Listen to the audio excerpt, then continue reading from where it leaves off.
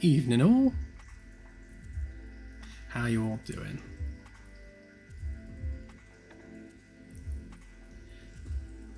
No, I don't think it's new music.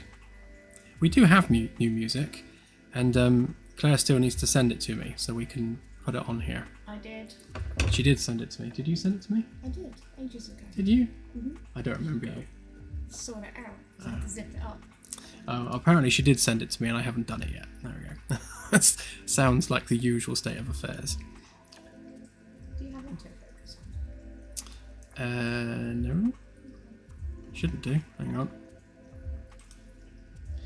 It's alright, just sorting out my camera settings a minute.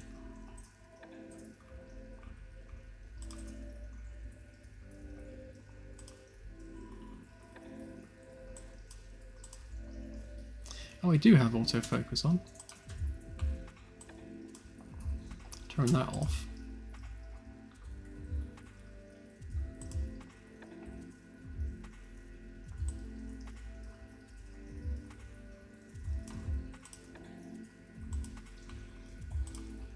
There we go. How's that? Is that crisperer?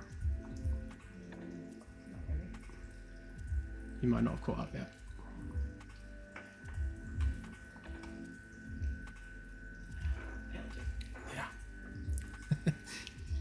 So I'm only Claire here. See, she points these things out. Speaking of Claire being sat next to me, one of her laptop fans has a real issue and is vibrating like crazy. So if it's causing an issue or coming through on the camera, then do say, and we'll do something about it.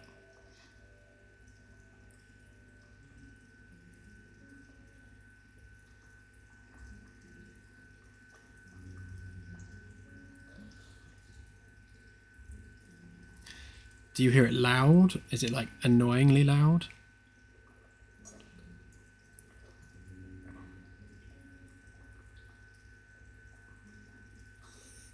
I can turn my laptop off if need be. Hang on.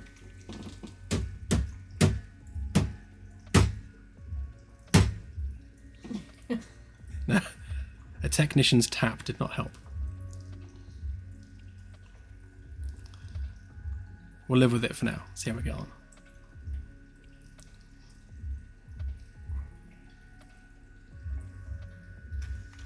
Yeah, we have ordered new fans, but as is typical, they haven't arrived.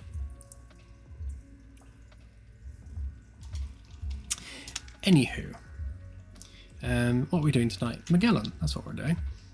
Let's have a look-see. So I've been on a bit of a bug fixing roll over the past couple of days. Let me order by status. Oh, then you won't see them because I've turned them off in my filter. Hang on.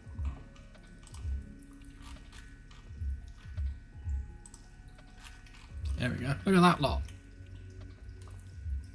So I need to go through all these with Claire and just make sure that they are all fixed in the live build. But yeah, been hitting the bugs hard.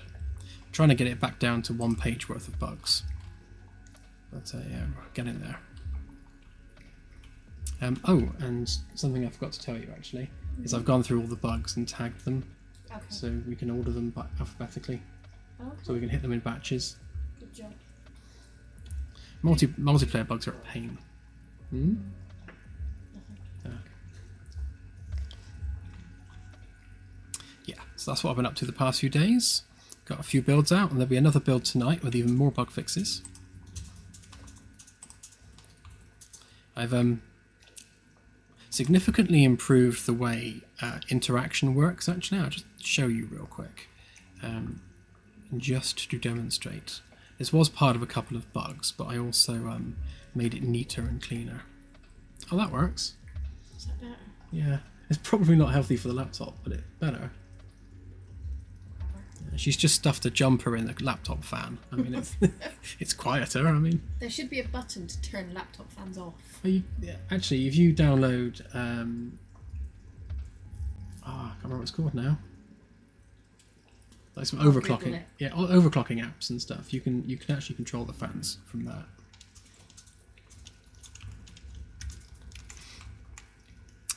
Yes, but if you look at the highlights of chairs, they no longer go through things. Look, they're occluded, which is nice. And you see it says press F to sit. It only actually comes up with F to sit now when you're actually within a valid range, which is useful. What I might also do is remove the highlights when you're too far away to actively do anything with the chair. So the reason we've extended it so far is because when you're sat in a command chair, obviously you need to be able to interact with the helm to summon the NPC and such.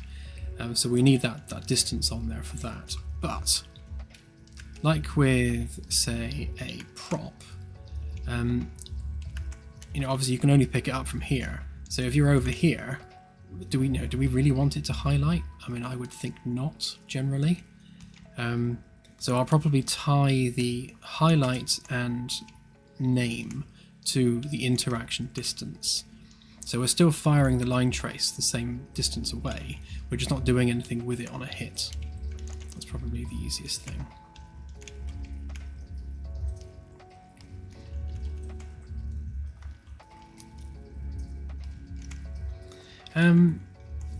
Room specific is possible, but not easy.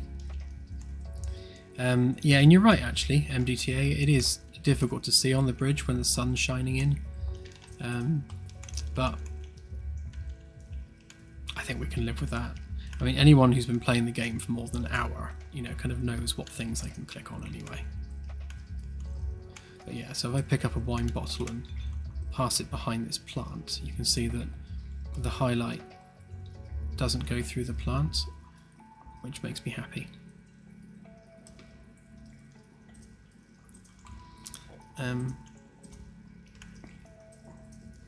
Yeah, we'll have engineering, all the engineering stations on the bridge at some point too.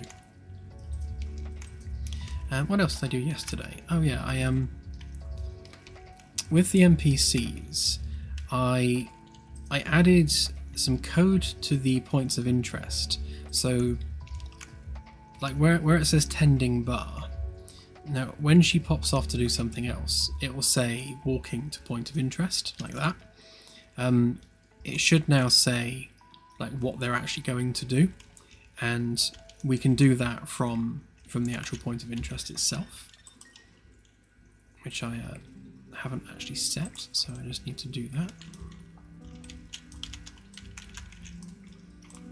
Like on these ones, for example, rather than saying walking to POI, we can just say walking to the bar. So when the NPC picks up that particular point of interest to path to, their debug text will actually say that they are walking to the bar, and then it will say tending bar. I do need to set that on a per POI basis, so like these two, for example, would be walking to a table. Oops, spell it right. And like the bathroom ones, we could just say heading to bathroom. So it will actually say now that they're heading to the bathroom, that they're using the bathroom. And of course we've put the UN issue bins in the bathroom just to make sure that they've got somewhere to go.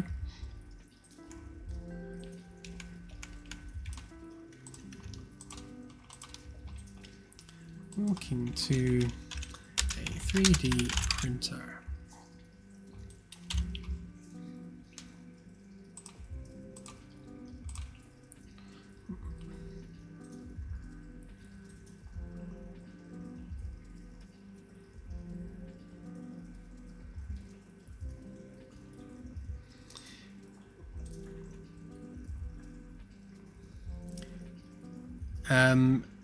They're not specifically set up for localization on Inani. They need a string table for it so that we can basically assign each one of those an ID. Every bit of text in the game needs some kind of an ID. But in this particular case, those are debug messages anyway, so they don't need to be localized. They're more for my benefit, and they'll be turned off normally in the normal game.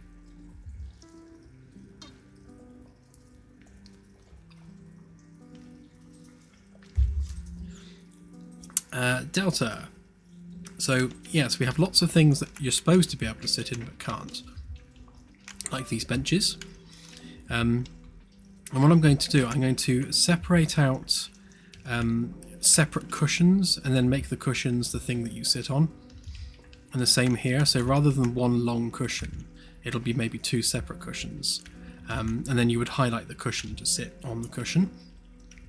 But because we're using ALS for our character movement system, we do have some issues where if you're sat in a stationary spot, then you can still like twist the character around and turn. We need to lock the player in place so that they're sat straight, and then only their head and torso is moving, and it locked to a certain gimbal when you're sat in a static chair. And that's the only thing stopping us. Once we have the character system updated, then we can make like every single one of these cushions like properly sittable, which will be great for role playing and such.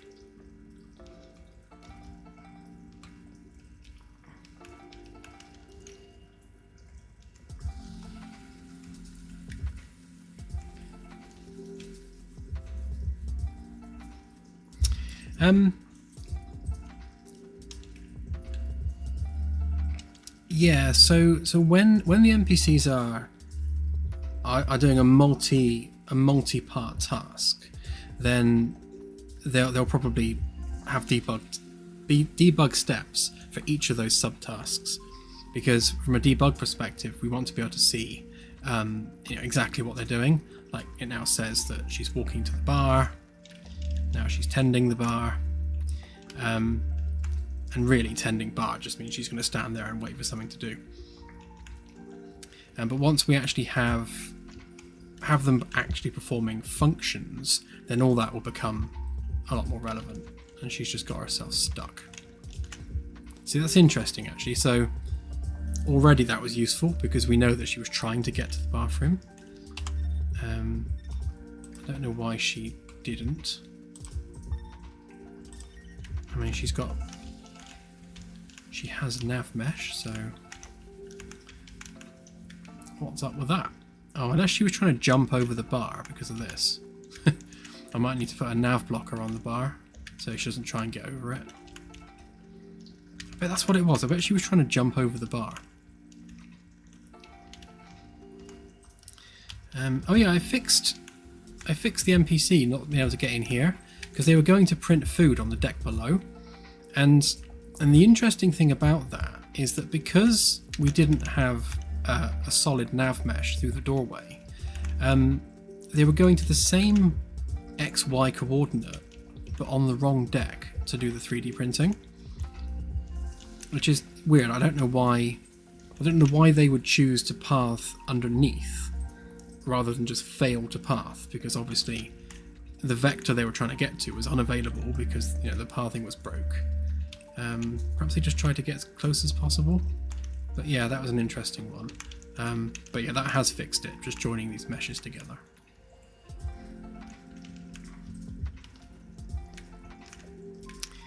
And oh yes, you can now turn off NPC names. So I think they no longer have a name. Yeah, neither does she. The optimization kind of delayed that then, but yeah.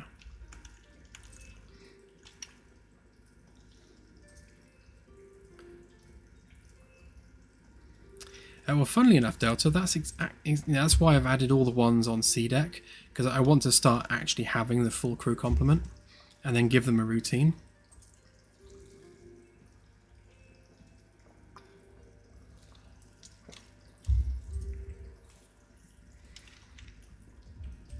Yeah, I agree. I think because we had a pathing thing there, she tried to jump over it.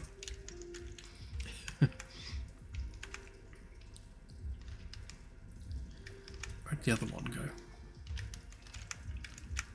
Oh, yeah, using the bathroom buckets. So these jump pathing links here, we're going to need those for things like the cat and the chicken and having them be able to jump up onto tables. So I might need to do a secondary nav mesh for them. And then for the other NPCs, we'll remove it. Because I had to put a nav blocker here under the stairs because they kept trying to walk through here and getting their heads stuck. Like morons.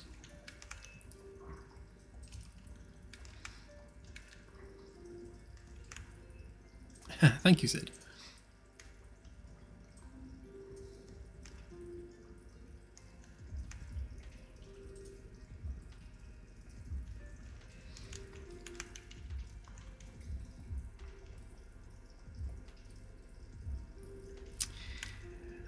We can't put a door here because that's the outside of the ship. So this funny shaped wall, which needs finishing, hence that gap up there, that's the outer hull. So I don't know whether you can see it from this side, but actually I can just cheat, can't I? Hang on, let's ghost our way through. Yeah, so that's the outer hull. So if we go through here, you can see that this is where we are. And if we go through the wall here, we're now in like the framework of the ship. So that really is the only place the wall can go.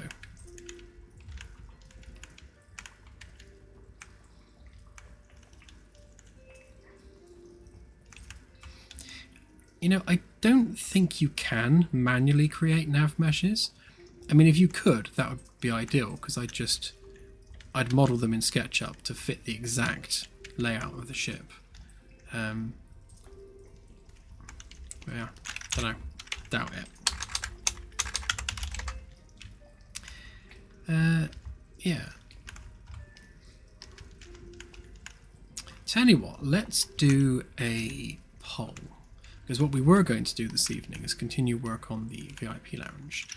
But if you guys want to see more NPC stuff, then I can do that. So let's have a quick poll.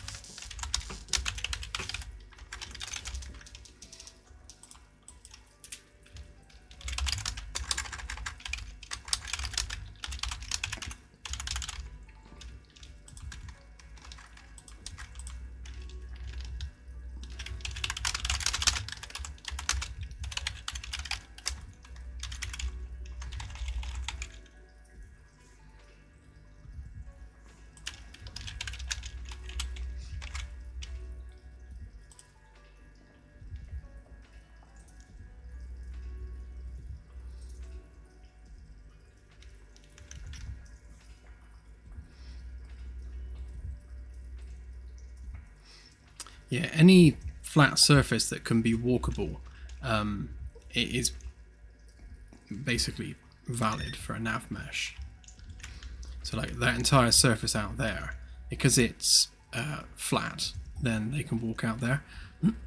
we can put nav mesh blockers out there to stop them from walking out there, but we do need NPCs out there in encounter suits, you know, fixing stuff on the hull, so they will need to path out there at some point, naturally, for genuine reasons.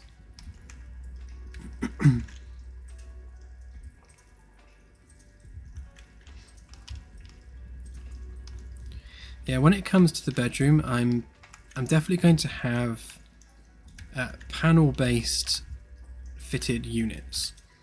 So, you know, where we've got the space here for a panel, that can either be a wall panel or an actual feature of the room, like we've done here. We've got two wall panels, and they're basically surrounding the shelving unit, which goes into a recess in the wall. So we do something similar for the wardrobe area. So probably have it take up the whole 2 panels.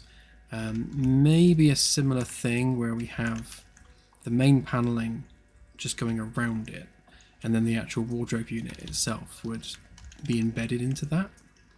We've got about 1/2 meter of cavity behind the wall if we need to embed it, although probably less, probably more like 20, because the room on the other side is backed onto it, so they'd have to go back to back. But I think I'd prefer it stick out anyway, because we we have quite a big room that we need to fill up with stuff.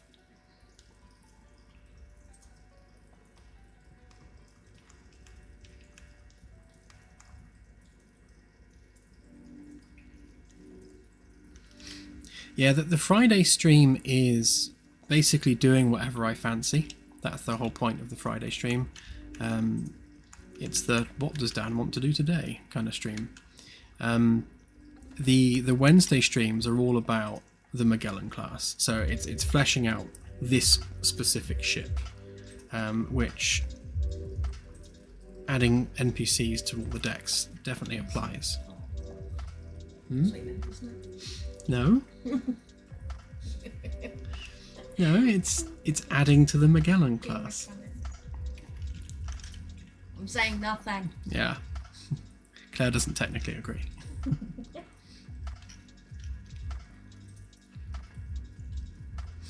Yeah, we're always taking suggestions from streams. All the time.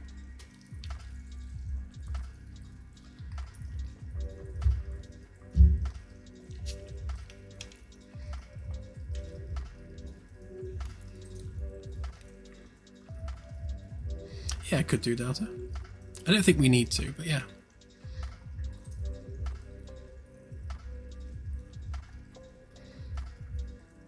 That takes me back to my original Enterprise refit VR construction, because I, for some random reason, decided to turn the lounge at the back of the refit into like a little mini golf course.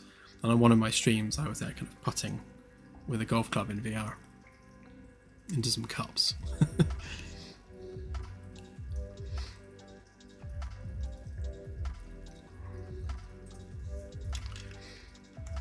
Oh, that's for the chicken, so that we can make a barbecue.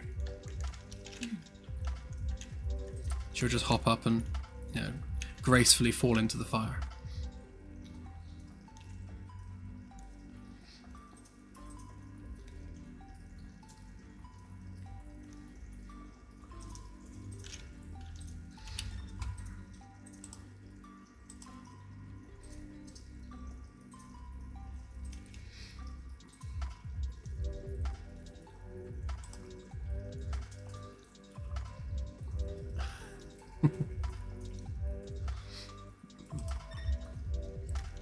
Okay, so we'll do a bit of NPC stuff, and that's not going to take us 4 hours. So we'll also do a bit of this at the end.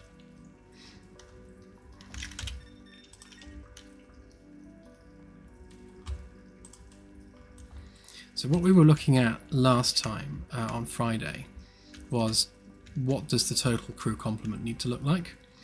Yeah, it's the nav mesh. So we had a couple of people in here. So I'm guessing really we'd need 3.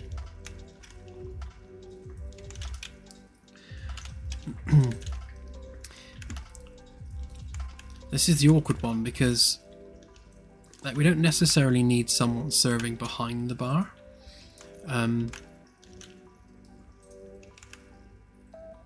And the person in the kitchen probably isn't making stuff continuously. And do we need someone serving at the same time? I mean, I guess a minimum of 3 people. I suppose the more people we have, the more fleshed out it looks. So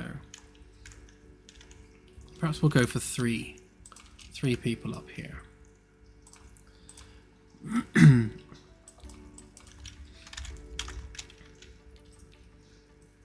I guess what we want to do is think about each space on the ship, and during a proper shift, like how many people do we need per area, and what are they going to be doing. And then we need to times that by 3 for the full crew complement, minus a certain amount for the night shift, because it's just going to be a skeleton crew. So maybe 2.5, whatever a single shift would be.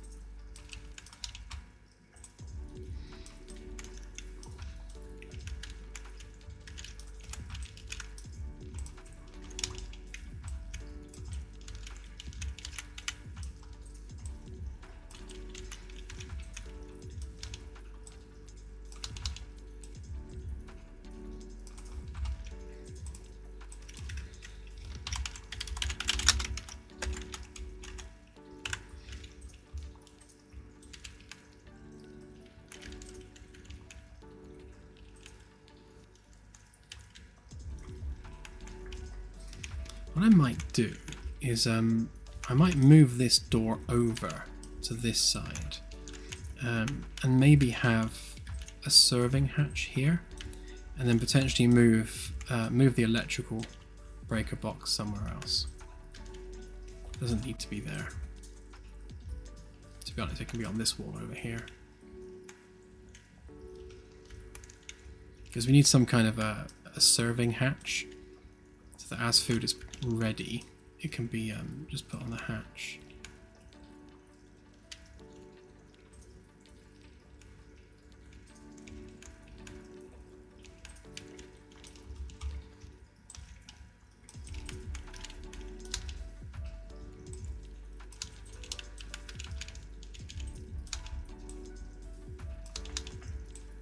Do that there maybe.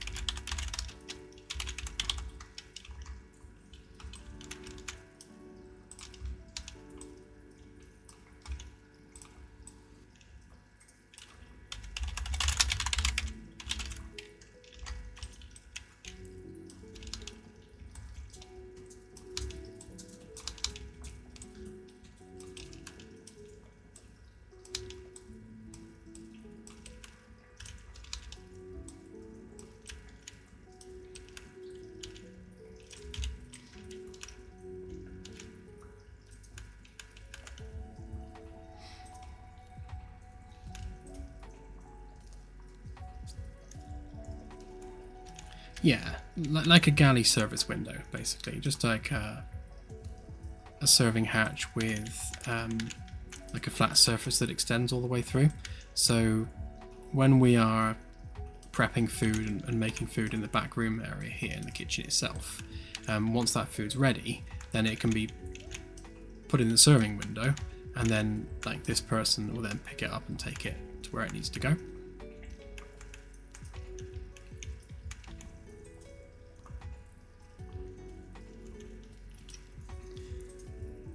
Yeah, at some point we'll have the ability to swap out NPC crew members with robots.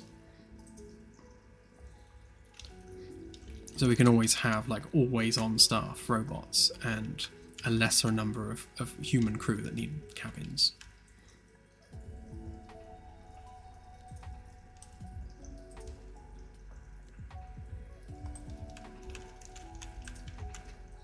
Now that's fine, I want them facing towards the wall, because that's where the appliance will be.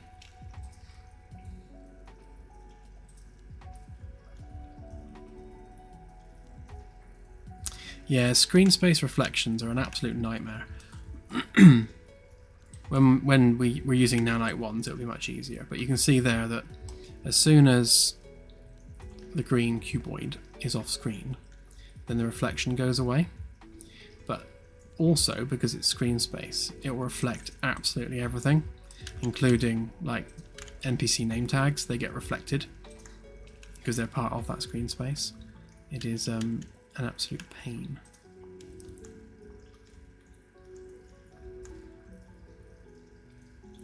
Okay, so for now, because these are tagged as stewards, it means all three of them are going to be using all 3 of them. But that's fine, because we're just testing them for now anyway. Once we start narrowing this down and having them performing actual duties, then a lot of these points of interest will be replaced by actual equipment. So rather than having just like a generic point of interest, there will be an actual appliance, and then that will become a point of interest. So they'll navigate to the appliance and then perform whatever role they should be performing. Similarly, for the Roomba guys, we need like a charging station in this room here somewhere. So every so often, when the battery's running low, or when it's full, and we'll just have like an internal metric for battery and fullness, it needs to go around here and empty itself out and recharge, and then go back off on its journey again, just to give it a full life cycle.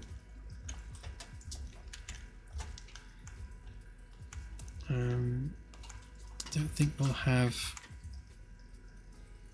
I was going to have some points of interest in this corridor for the plants and things. I think it's more of a maybe a deck crew job. Although, as I understand the stewards departments, stewards contains like chefs, bar staff, cleaners, people who look after the laundry, and just the general kind of maintenance and looking after the crew kind of roles. Whereas when it comes to like watering the flowers aboard the ship, that's more deck crew or like maintenance crew. So that's like, do we make them a subdivision of engineering, or do we make them part of the deck crew? Because the deck crew technically are more kind of carrier operations, like they look after the flight deck and aircraft and such.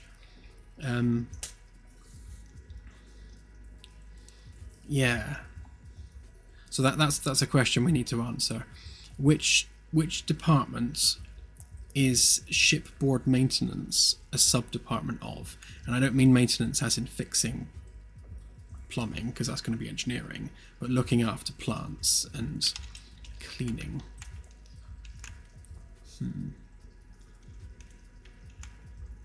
I am tempted to make it stewards.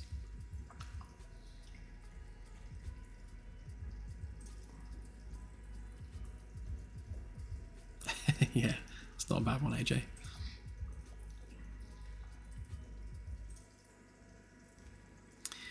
On this particular ship, MDTA, practically everyone is civilian.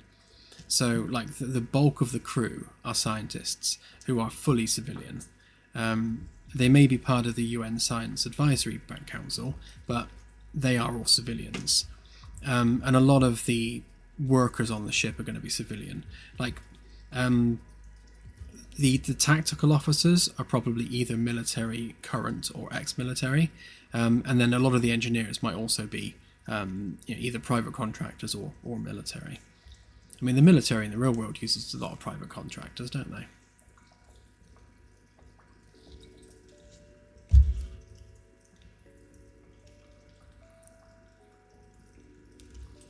Perhaps I will then. Perhaps I'll put some stewards ones out here.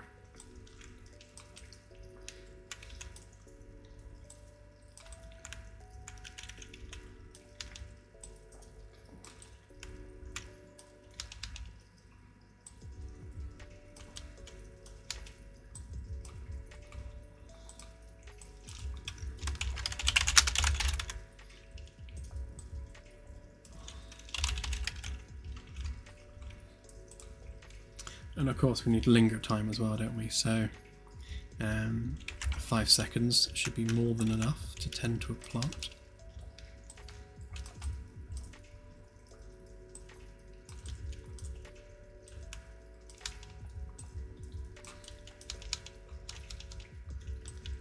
Stick a few around.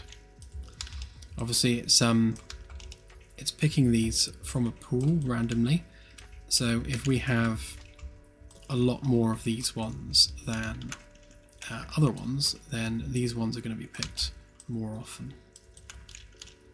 that's something we can do actually. Maybe add a validity timer to some of these. So like after one of these points of interest has been serviced, then we don't want an NPC coming and reservicing them like immediately, so they're not watering the plants twice in a row.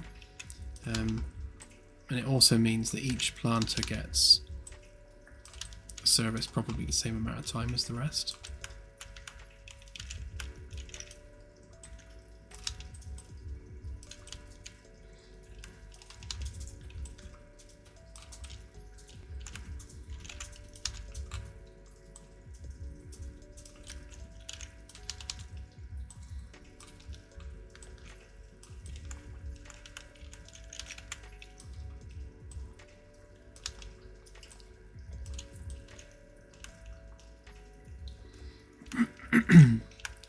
Yeah, so the nav mesh is a global nav mesh, so they're all obeying the same nav mesh.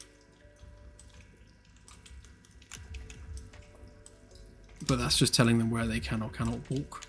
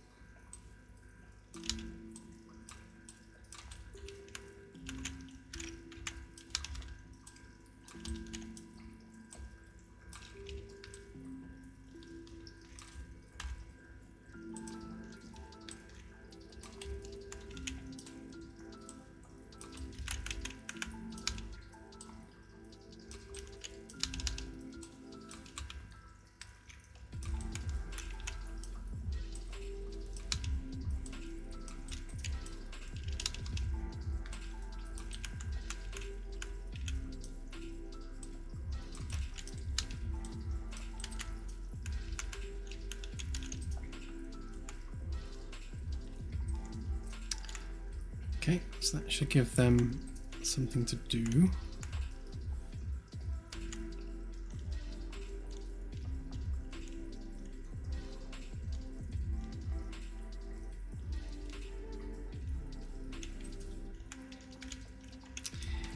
Sadly, no, MDTA. The nav mesh is something that's generated by the engine. So what you do is you go up here to build and build paths.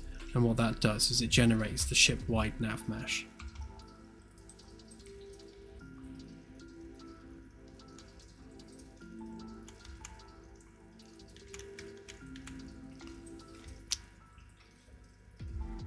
Yeah, so two things spring to mind then. So we definitely want a cooldown timer on these, which shouldn't be too difficult to add.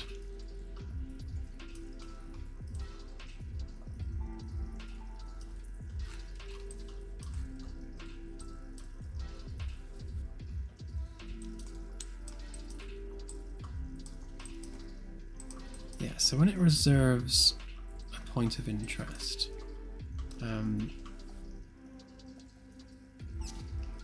we also need, let's set a serviced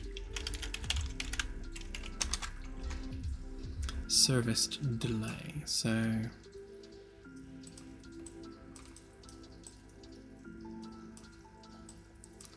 I'll set serviced as true.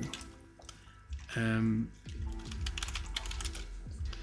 got a re-triggerable delay. Actually, no, it don't even need to be a re-triggerable one. Just make it a delay. Then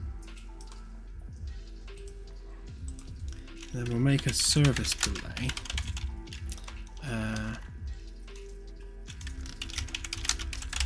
Service reset time.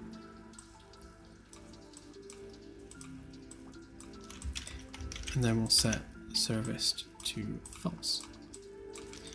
So So what we're doing is the moment we reserve the point of interest, we then start a counter, and then when that counter expires, that point of interest is able to be used again. So basically we are nullifying it for whatever time period we set here, which means the NPC won't keep going back and, to the same one over and over. So yeah, that's exposed. So if we use it, set it to 0 for default. Now I suppose one issue with this is that when we reserve the point of interest, the timer will start from the point the NPC starts walking. And if it takes them 30 seconds to get there, then obviously that's 30 seconds off of our timer.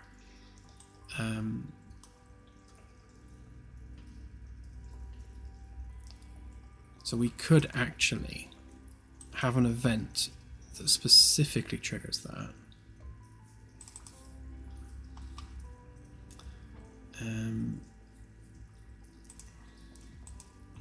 So if we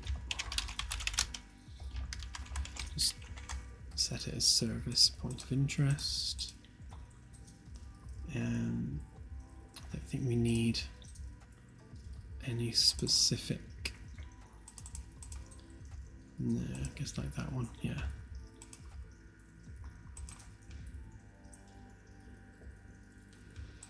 Let's get rid of some of these tabs.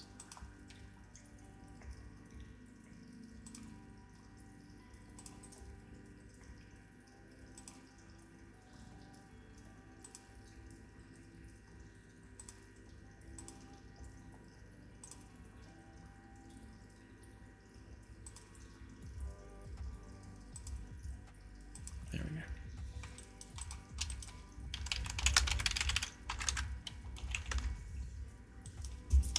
Right, we'll do this instead. So we will specifically fire an event to say that it has been serviced, and that one will fire that when the NPC actually arrives, assuming they arrived successfully. Because if their pathing fails for some reason, we don't want them setting off the service timer on that point of interest. And then from an NPC perspective, i.e. you, then we need to set that up here. This so desperately needs tidying up. It is turning into quite the spaghetti mess.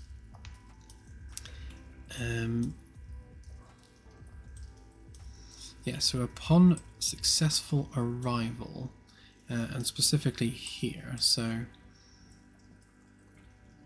that's a bit of a misnomer actually. It's not a random location, it's just location, but I won't rename it because it might break stuff. So blah blah blah blah blah.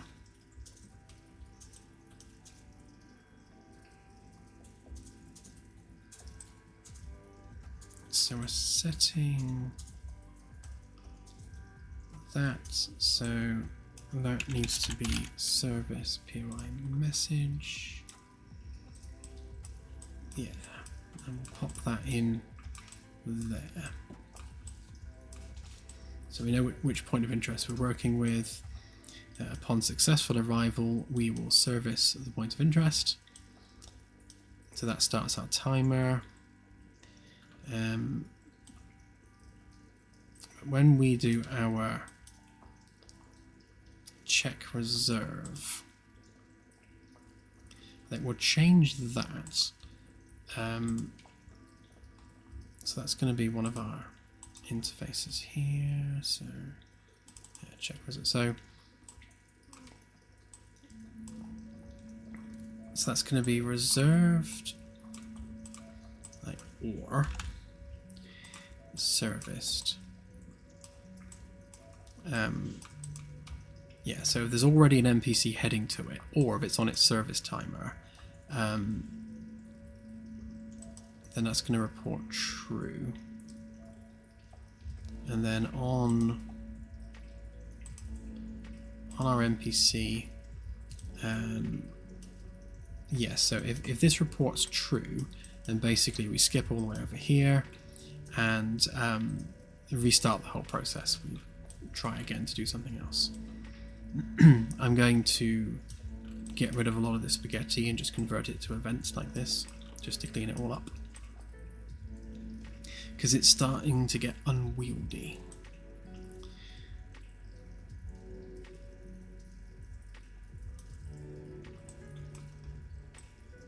Yeah, I don't need that anymore.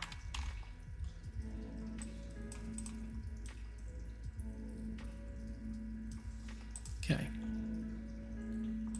So that means that all of those points of interest should now have timers. So if we make... See, the cooking ones we don't care about. And then that one could be 5 seconds. Yeah, the bar cooking ones, we don't care about linger time there, we don't care about repetition on those ones.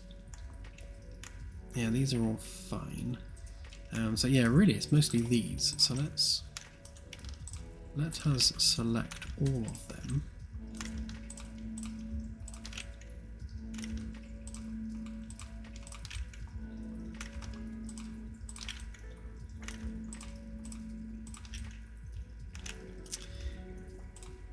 What's 5 minutes? That's 300 seconds, isn't it?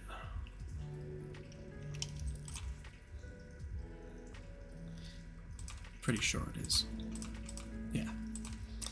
Right, so 5 minutes per location. So we shouldn't get them going back to the same one within that 5 minute period.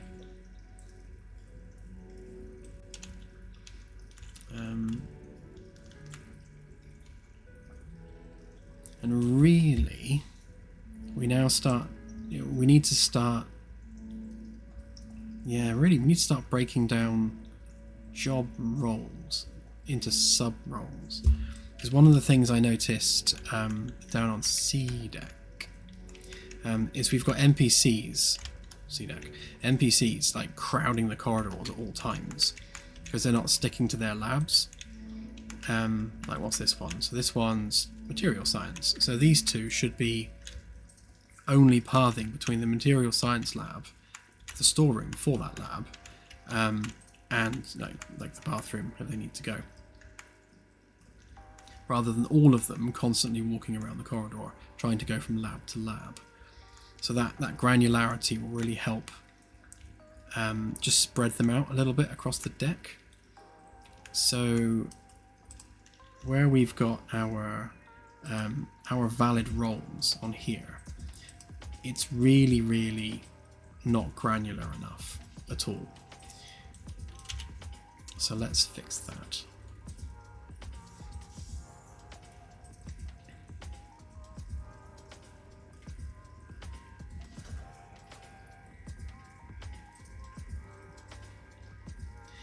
Yeah, as much as we could literally just spawn them in, like I did with that cat test the other day. Like we spawned in like 700 cats to roam around. That's not our vision for the NPC crew. We want each crew member to be present on the ship at all times, not spawned in and out arbitrarily. They need to have physicality and routine and actually get on with their job properly. And that's what this is all about. This is all part of that. So we need, if I can find the right folder.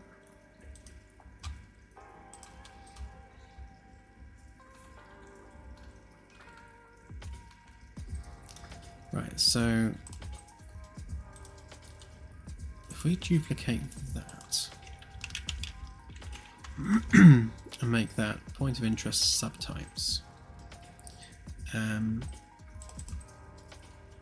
I guess we're going to have quite the list.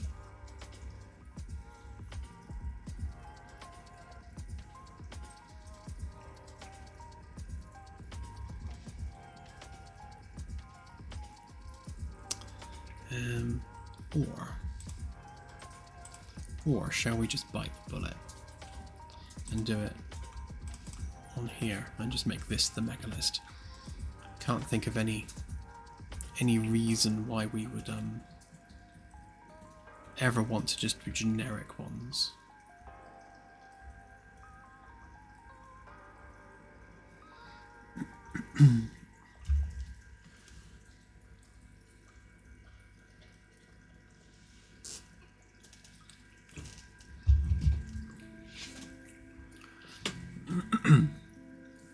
Yeah, making a stuck teleport for the NPCs is not a bad shout. We just need to capture when they get stuck. Like if they fail to path, say 5 times in a row, we'll just assume that they're stuck. And we can teleport them to a random point within a navigable radius. So we can actually check against the nav mesh and say, right, let's teleport you like 1 meter somewhere else on the nav mesh, and then let them try again.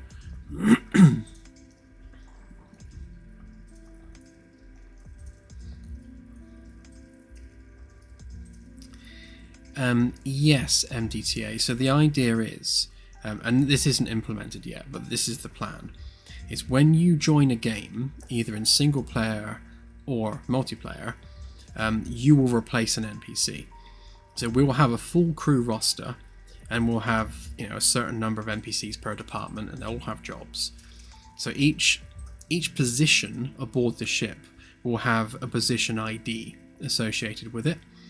So if you put yourself in that position aboard the vessel, then whatever NPC is currently aboard that position, or doing that position, that NPC will be removed from the game. In a multiplayer environment, when new players are joining, they will be assigned a position aboard the ship by either the server host or whoever they've assigned as captain or XO. So 3 people on a multiplayer game will have the ability to assign people. We might also extend that to like chief engineer, chief medical officer, but they'll only be able to assign people to their teams. But again, for every player that joins the server, 1 NPC will be removed once they've been assigned a role. And that means that the crew number will stay consistent.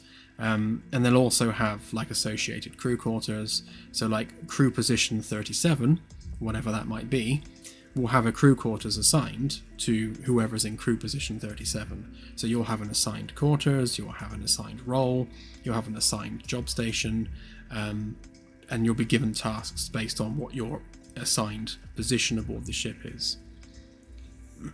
And you can change at any time, obviously. We won't have people like set to that, like concrete.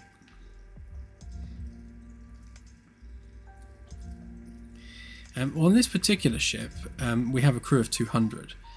We've tested up to 16 players. It was a bit laggy, but all right. But for some reason, our current multiplayer subsystem will not allow more than 16 to connect. And I think that's just a limit within the code, not an actual practical limit. We're using Steam's servers, so I'm assuming Steam can have more players than that. But we need to look into that. It's one of those things that's on the to-do list.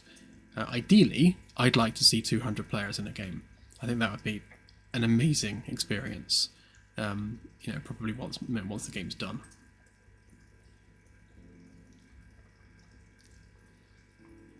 And it's all down to the hosting hardware and hosting connectivity. Like, if you're hosting a multiplayer game on a laptop with just a crappy DSL connection, you can't expect to have a 200-player game because neither the hardware nor the connectivity are man enough to cope with that.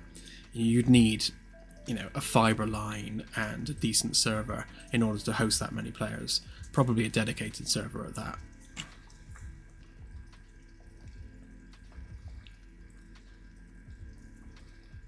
I think, in typical games, you're looking at half a dozen to a dozen people. Any more than that, and it tends to get difficult to organise people anyway. I mean, I've run raids in World of Warcraft before, and it's like herding cats. Trying to get 10 people or 20 people on a raid, or like heaven forbid 40 in some raids, trying to get all those people to all do what you want them to do and all like work together is a nightmare. So imagine 200 people and then trying to get all 200 people to A, behave, B, do what they're told, and C, actually perform their job roles. And it's, yeah, with the best will in the world, it's not going to happen. People are always going to mess around and mess about. So I think smaller, more intimate games generally go a lot better.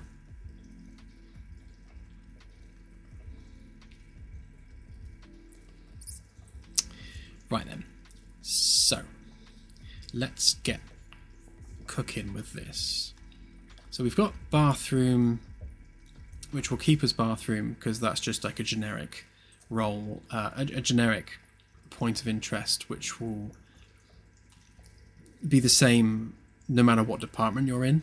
So you'll always just go to whatever the nearest bathroom is. So that's fine.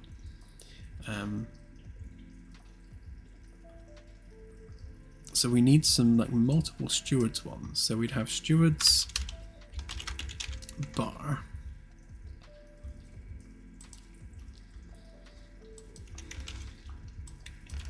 And then stewards kitchen. Stewards like waiting. As in waiter or waitress, just waiting. And then we'd have stewards, I'll say plants for now, but that's more going to be general maintenance. Actually, let's just call it maintenance. A very different kind of maintenance to the engineering maintenance.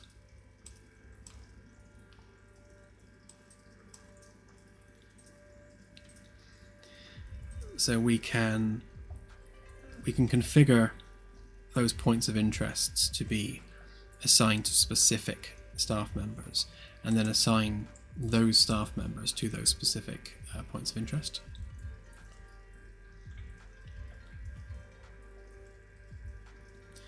Yes, every private quarters will have its own bathroom.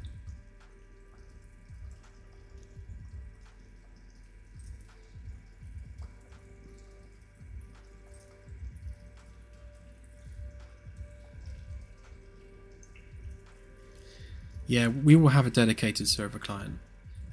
We'll just have it as a separate package on Steam. So we'll make that available alongside early access when we get to that point. And you'll need to obviously install that and run that separately. And the headless client will literally just be a console window that handles all of the server side of the game. And then you'd load up the client as normal and then connect to that server. Local host if you're on the same PC, or if you're not, then probably need some kind of port forwarding set up to get other players onto it. Unless we're doing it over Steam, of course.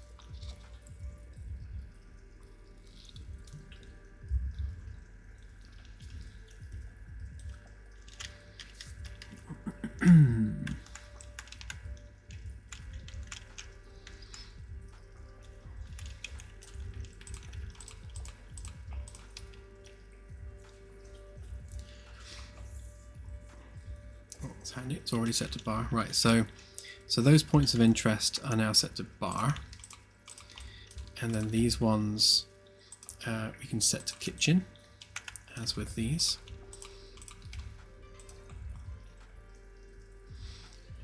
Kitchen, which means that like this NPC, they will basically stay in the kitchen doing all the kitchen stuff, unless they do a random free roam, or they need to visit the bathroom, in which case they'll go and do that.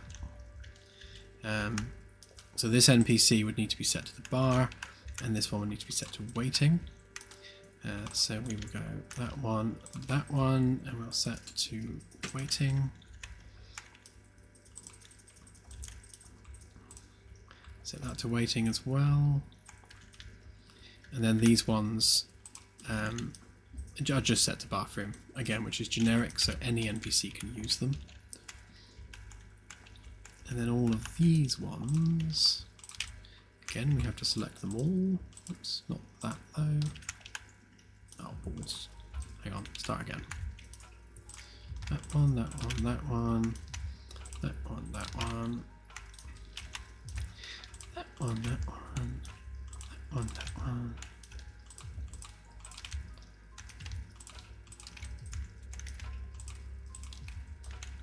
Okay.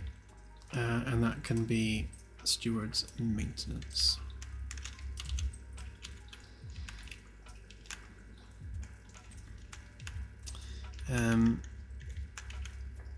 To be honest, we can stick one in here as well.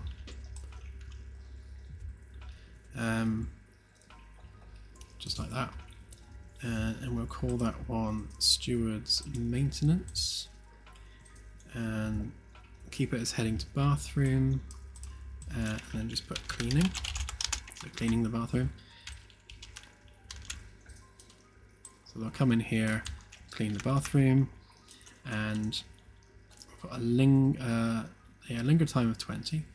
Maybe 30 actually. You can spend a while in there doing that. And again, let's say 10 minutes. So every 10 minutes they'll come and clean the bathroom.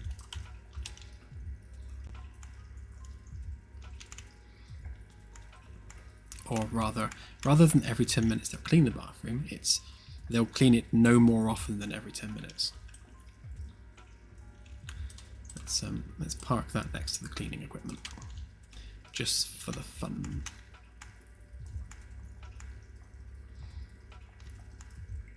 Great, that solves that. And then, to be honest, because we'll have, if we add another steward's person out here, then because we'll need to do the same downstairs on C deck as well, so that same steward will do the same here. So if we pop that over there, and we'll do cleaning the bathroom, reset time 10 minutes, walking to bathroom.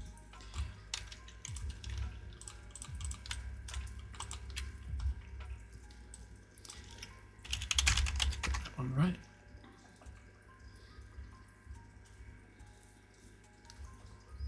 Yep.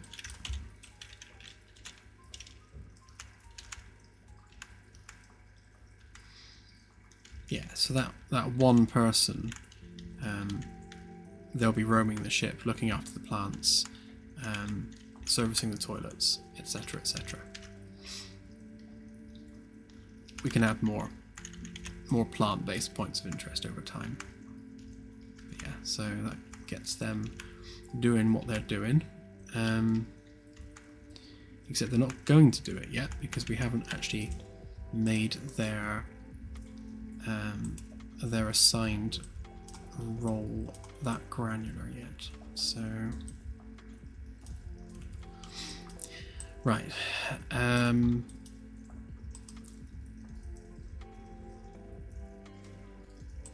yes. So I was thinking that we'd done a different enum, but no, we haven't, have we? We've simply used the existing one. So steward's bar.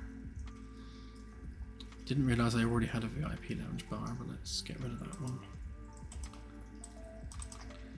So steward's bar. Steward's kitchen. That one. Steward's waiting. Get rid of that one.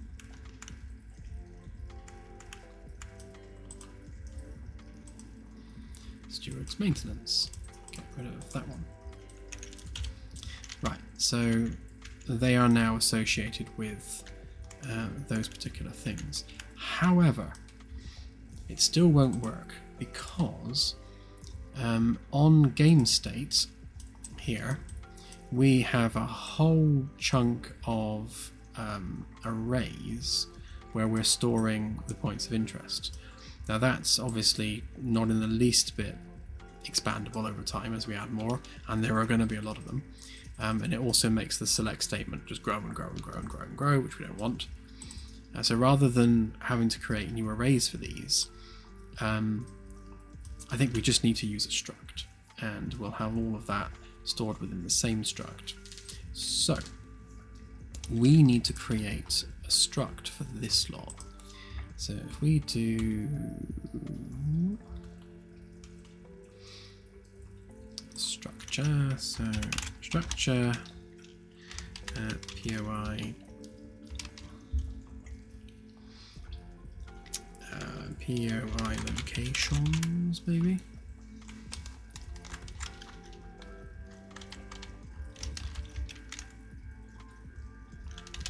Say locations for now.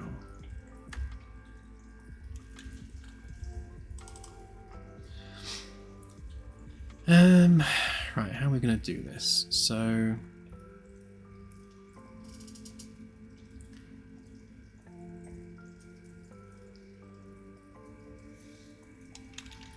we want POI type, which is going to be enum POI types. Right, so that's our type of POI, and obviously we'll be assigning this as we go.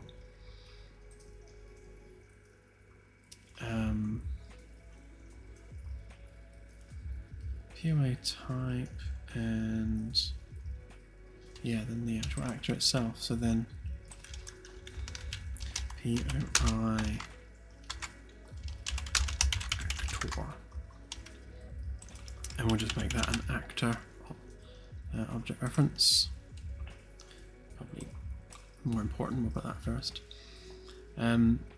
So what this struct is going to contain is, and when this is an array of this struct, so we've got our actor reference, which is the POI, and then we've got a sort of a denominator for what type of POI it is, and that's based on our enum. So by storing an array of this, then what we can do is when we search for valid POI types, we can basically select from the array for anything that has a matching POI type to the one we're interested in. So rather than having lots of separate arrays, we only have one. And that's then, it doesn't matter then how many different POI types we add, it will take care of itself expansion wise.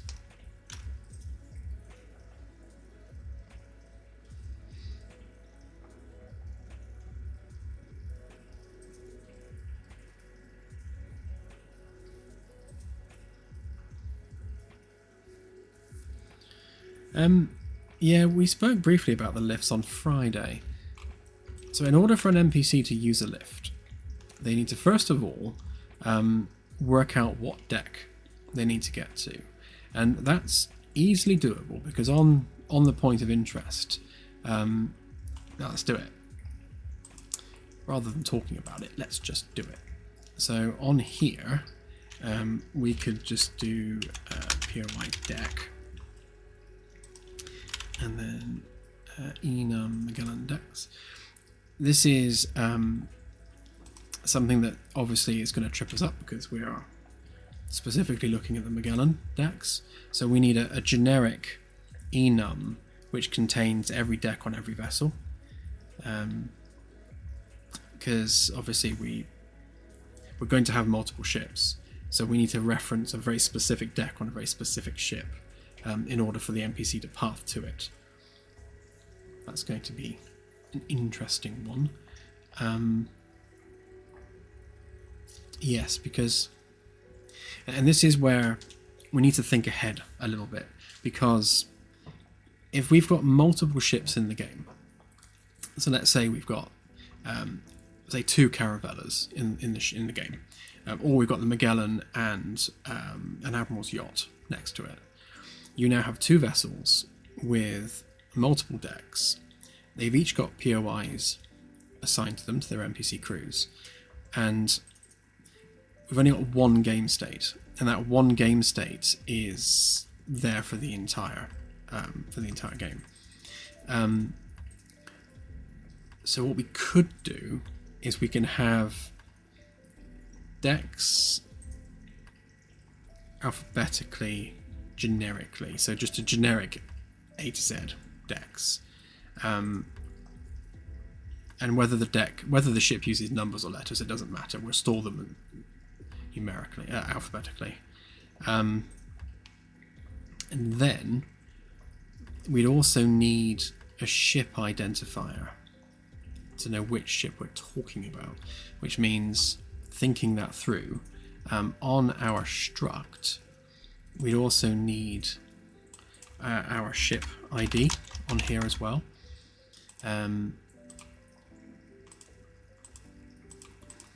Should be an integer. So we know, we have a reference to the actor, we have a reference to the type of POI that it is, and we know what ship it's on. So an NPC on the Magellan isn't going to be trying to path to a point of interest on a different ship. So we just need to kind of think ahead a bit there and make sure we don't dig ourselves a hole in the future. But yes, and then going back to the lift, each point of interest would need to have a deck reference. So this one here, and we're not going to use them right now, so it doesn't matter. Did I not? Oh no, I didn't make it instance editable. Right, so this one's on B deck. And now that we have a reference to what deck it's on, that empowers the NPC with the knowledge of at least what deck they need to be on in order to service that point of interest. So what they would do is they would come to a lift, they'd call the lift, and then we'd wait for the door open trigger to happen. Door opens, they enter the lift, hopefully it would wait for them and not give up. And they then kind of programmatically interact with the UI to select B deck. And they would get off. So we then need to make sure that we tell the NPC which deck the lift is on every time it stops, so they know to get off at the correct deck. And then we'll have like a generic like holding point at the front of each lift, so they would have to exit the lift, stop, reconsider their pathing, and then path to the item that they're actually trying to get to. So that's all entirely doable. And then on every single deck, we'd have to have a holding point for lift usage, and maybe even a holding point like in the middle there somewhere for stairwell usage. So rather than trying to get an NPC to path like all the way up, like say they were going to collect, I don't know, that cup. So the NPC knows they need to go and collect this cup. Now we can flag what deck that cup's on, but right now they'll literally try and path to that vector. So they're not looking at the object itself, they're looking at where it is. And they're basically asking themselves, can I path through this nav mesh in order to reach that vector in the world? Which means they have to consider the entire nav mesh to get there. If instead they were, first of all, just trying to leave the deck that they're on, then we can look at the closest stairwell, the closest lift to their current location. Then they'll go up a deck, and then run that logic again. Like, okay, do I need to go up another deck, or am I on the right deck? And take it deck by deck. So what will happen is the NPCs will come to the stairwell, stop, consider their next option, and then decide whether or not they're on the right deck or they need to go to another deck, and then randomly decide whether they're taking the stairs or the lift. And again, we'll know how many decks away the target is. If it's say more than one, they might choose to use the lift. If it's only one deck away, they'll just take the stairs. It's probably an intelligent way of doing it. But yeah, so if we're not just like raw moding it like we are now, then we need a really kind of long logic chain where the NPC is carefully considering both where they are, where they need to be, and how many intervening decks there are between those two locations. So it's not quite as straightforward as you might think at face value. But at least we've just done the first piece of the puzzle. We can now specify a deck reference. So the next thing we need to do is we need to grab our game state, which is hiding there. Yeah, well, that's another factor, actually. If the NPC is injured or ill or something like that, then that would take precedence over distance. So, you know, if they had a bit of a limp, then they'd always choose to take the lift rather than the stairs. But, you know, that's where more detailed NPC logic will start to come into play further down the line. Right, so all of these variables are about to become redundant. So if we add POI I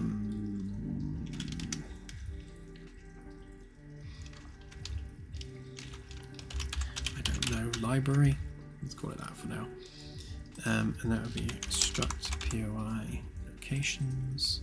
Well, that's clues in the name, isn't it, really? POI locations, there we go. Right, so we now have our one ground truth. I don't think we're bothering to replicate those, no.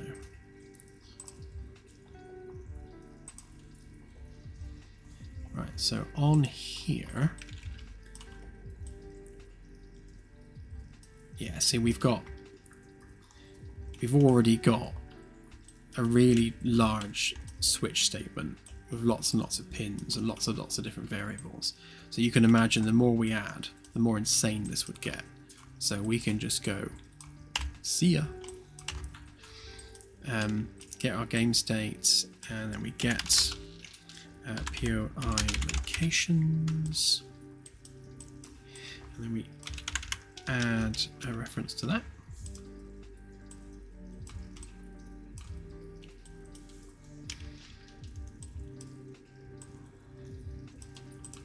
Oh, hang on, didn't make it an array.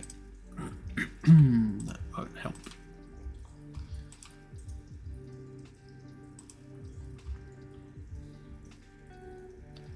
Oh, hey Sophie, thank you.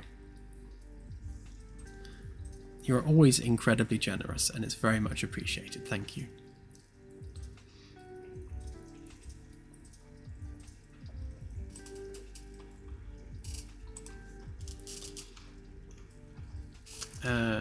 What did I do? There. Okay, right. So it's more like it. So to this array, we will add a reference.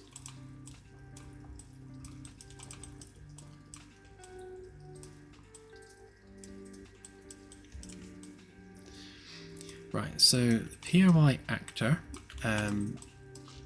is a reference to itself. So we're just saying this is me. The POI type we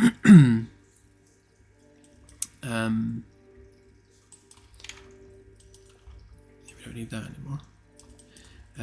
That's a point. That needs to be an array too. So on our struct, that has to be an array because we can have more than one valid type of location. So all the POI types can be there.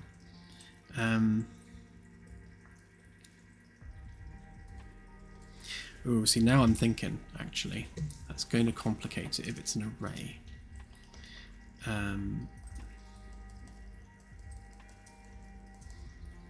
Because it means for each entry in this locations array, we're going to have to loop through the valid roles for each one, which is an extra step and an extra loop. So there's quite a lot of computation going on to build an array of valid locations, which we can then randomly pick from. So the question is, now that we're making them granular, do we ever need multiple valid roles per POI?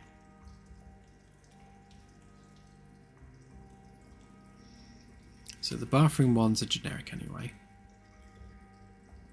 Something like a prop would be generic.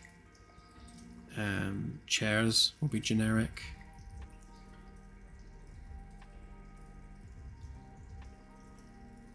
If it's the difference between a command chair and a sensors chair, we would do those separately anyway.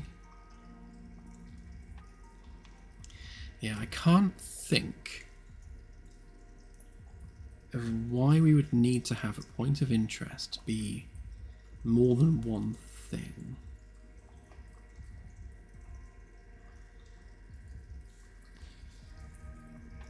I might come to regret that, but let's not make it an array for the sake of ease of computation, which means the valid role, oh, that can just actually be renamed now to POI. Yeah, POI role. So that's no longer an array. Yep, I know that's going to screw lots of stuff up, but we'll fix that.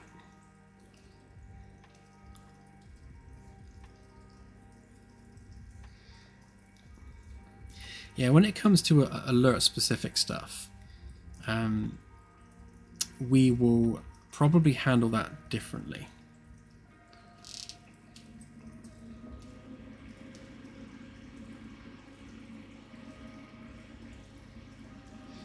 Yeah, I think in that scenario, AJ, I think we'd probably have, because the points of interest are just placeholders right now, so they will be replaced by actual hardware and actual objects. So they're just there for testing.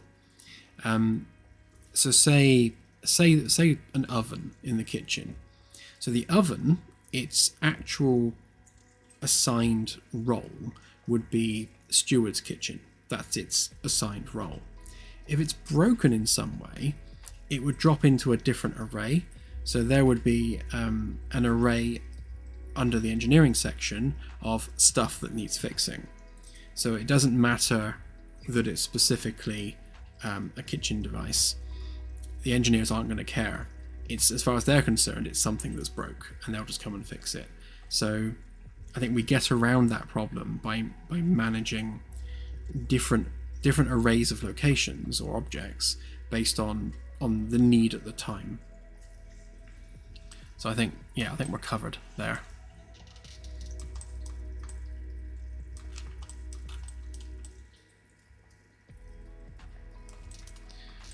But that greatly simplifies this anyway. Hopefully that hasn't just cleared. Yeah, it has. Of course it has. Is it going to set them all to command? Of course it is.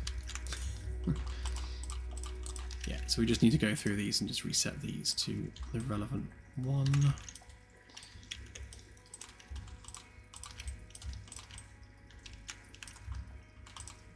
That's why it's better to do this now rather than later, so that we're not having to redo too much stuff.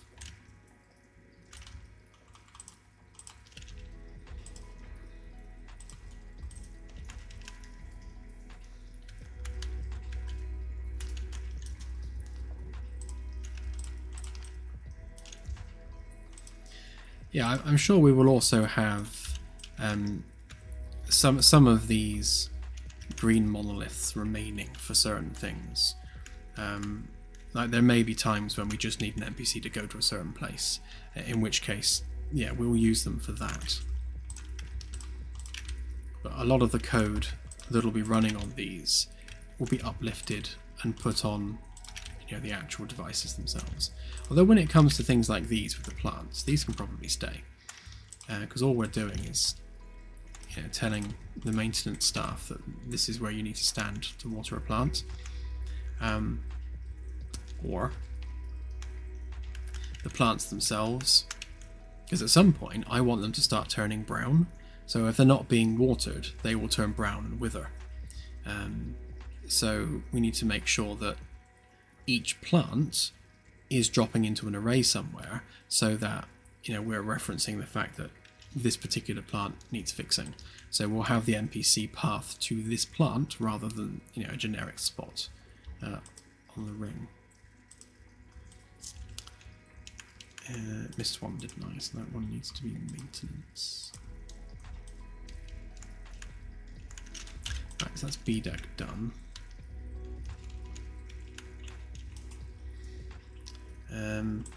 Okay, so that's that bit done. That bit just needs to hold the array. The struct is done. I'll recompile that because I changed the struct. Yep. So the next thing we need to do is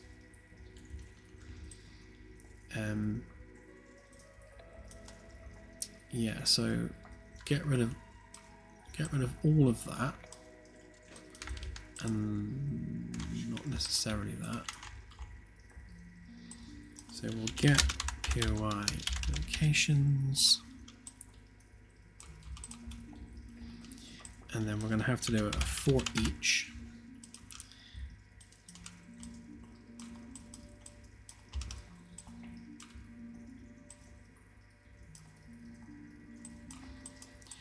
So what we're going to do now is we're going to extract out every single point of interest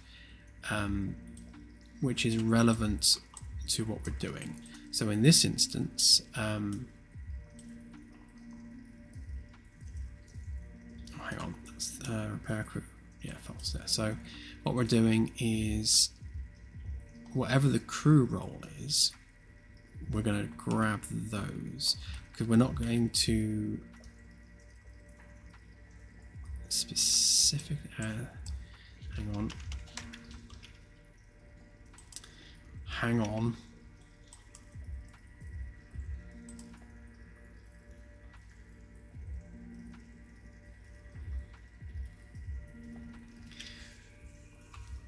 so this is on the NPC themselves, and again, does it need to be an array or does it need to be a single assigned crew role? And I think I would rather we assign that as a crew role. So if we rename that to assigned role, set that to single, so we're no longer selecting a random one. So what we're doing is we're going to break the locations and we're going to check, does that match that?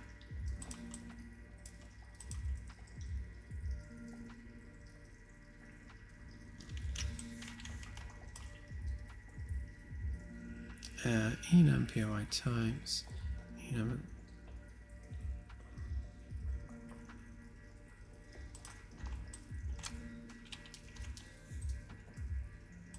Oh, yeah, I used the wrong node. Right, so if the POI type is the same as the assigned role, then we need to add that to another array. Pop this up here a minute while we sort this out. I will collapse this in a minute into its own thing.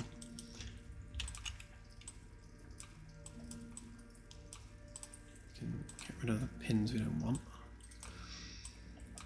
Right, do we have a matching item? If we do, then all we need is to assign this.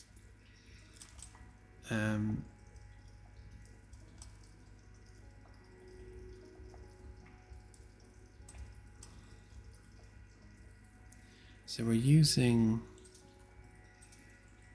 BPPR. Okay, hang on then. So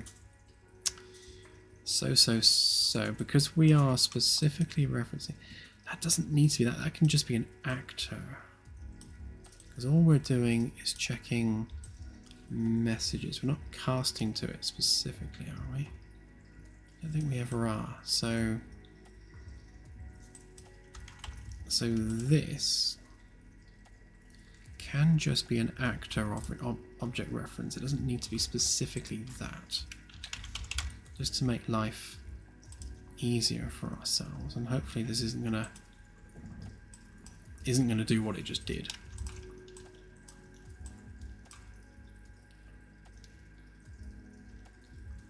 that's fine, actually.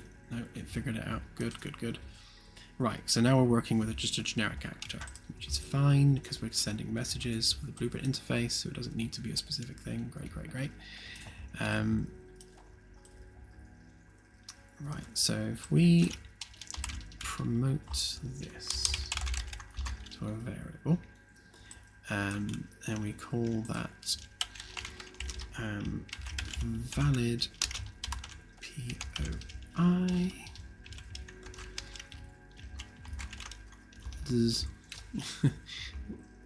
and then we make that into an array,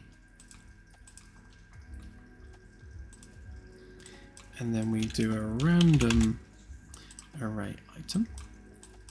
Right, so that's our randomized point of interest.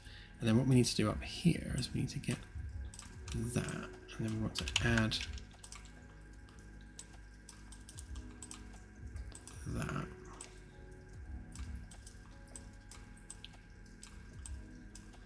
So if it's a valid match, we're going to add it to our array there. And then when we're done, we will randomly pick one. So this is going to get bigger and bigger and bigger depending on how many POIs we have aboard the ship. So there's probably going to be about 1,000, if not more. So every time an NPC needs to go somewhere, they need to query that array, loop through it, find the matching locations, compile them into its own array, and then randomly pick one of those locations from that what is essentially a sanitized array of matching roles. When it comes to actual gameplay, we'll probably have them going to specific objects in the world, so we won't need to check some massive array of locations. But again, for testing the system, we'll leave it as is for now. We will need to do the same thing. Yes, CSI. Yeah, so what we're doing is we're giving these NPCs role-specific knowledge of locations aboard the ship. So they know where the bathrooms are, they know where their specific assigned role locations are. Now right now, they're just randomly pathing between them, just to test the system. And that's what this enables us to do. It gives them that random pathing ability. When we're actually having them do something specific, like because they want to achieve something, then that will be a lot more of a narrow focus. So like if they're at the bar and they're serving a drink, then they need to get that drink from somewhere. So if we've got a drinks cabinet that stores those drinks, then they're not looking through a massive array of matching locations. They'll know in advance where that drinks cabinet is because we'll pre-populate that data. So when an NPC starts its job role, we will say, right, this is where the drinks cabinet is, this is where the bar is, these are your valid locations for your role, and then it's working with a much smaller subset of locations to path between. But we'll have to probably build up a list of valid locations for them at assignment time when they're assigned their position. Yeah, I'm just trying to think how best to do that, because if we have a bar on B deck and then we have another bar at the front of the ship on E deck, then what we don't want is the NPC going, well, I know where there's a drinks cabinet, it's down on E deck, and then walking all the way through the whole ship to get a bottle, and then walking all the way back through the ship to B deck to give it to the person that wants it when there's one behind them. So we need to make sure we cater for that and stop the NPCs from doing stupid stuff, as they have a penchant of doing.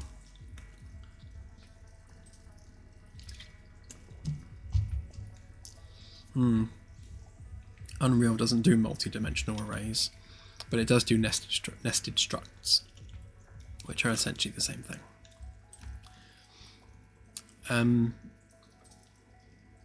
Right, so yes, I need to macro this, I've just realised, because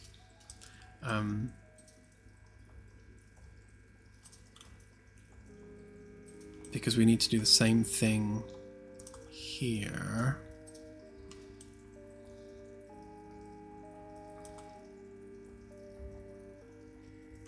So if we turn this into a macro and make that an input, so we will collapse to macro, which makes it nice and teeny tiny. Right, so that needs to be our input, and that's going to be roll.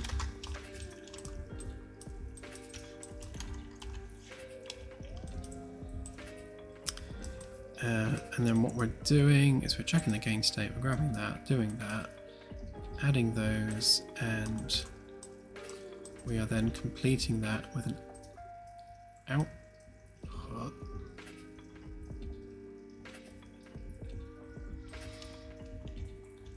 We could potentially make that an output.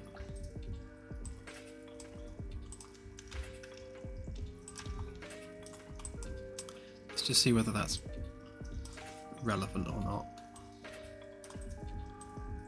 But yeah, so if we make that a macro, I'm supposed to give it a name. I have a lot of macros called new macro.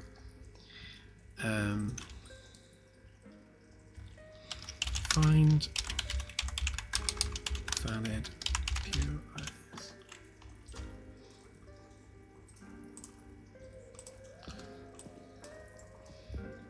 Right, so we need the assigned role. So yeah, so we don't need that, we can just do that.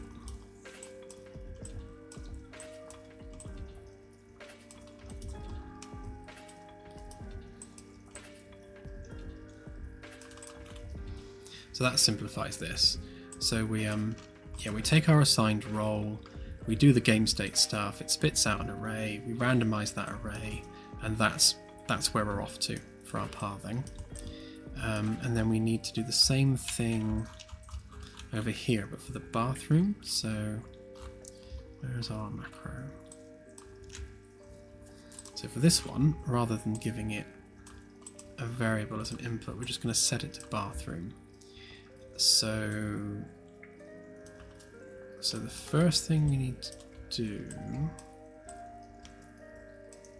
is get rid of that, pop that in there.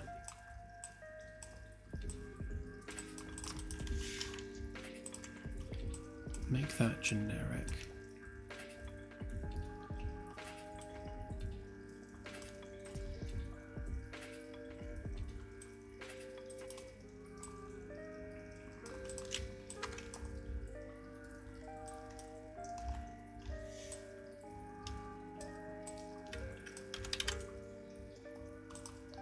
Sure that the variable types match. Right, so that should work exactly as it did before. The only difference is we are now using a macro to generate our list.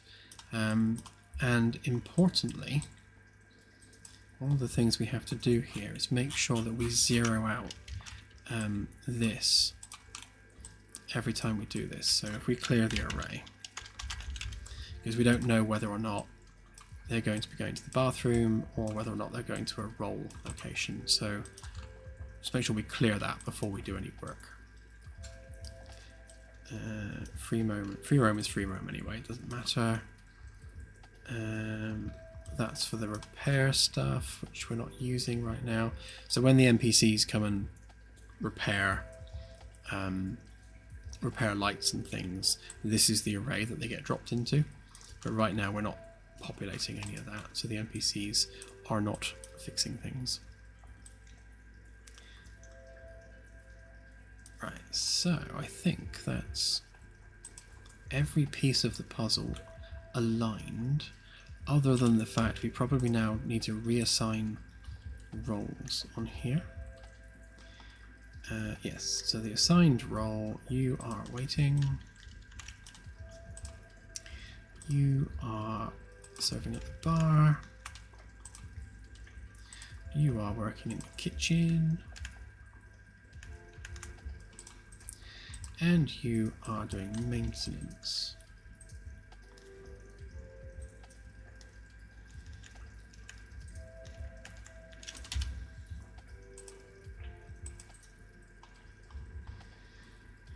Okay, let's just double check we've got everything. So on the point of interest, that's good. So we're casting to our game state, we're setting, or rather we're adding to our array of locations, we're setting the actor there, we're setting the role there.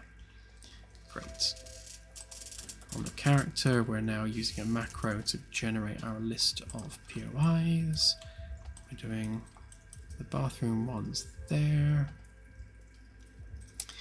And just make sure we compile that. And then on each NPC we've assigned their specific role, and on each of these we've assigned that role. Yeah, that should be everything. So if we now play, I'll have to do a save all before something goes horribly wrong. Let's give it a try. We'll need to do this to all the engineering NPCs and all the C-Deck ones as well. Annoyingly, but it's all in the name of progress.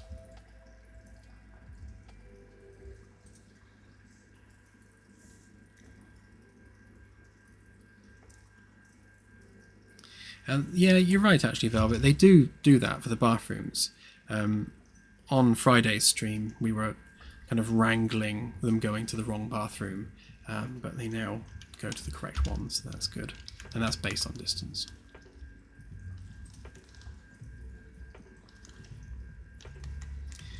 Norksky, I generally will always go to a macro if it's small, used a few times, and doesn't need to contain like its own variables or anything like that, or it has a timer, because you can't do timers and things in functions.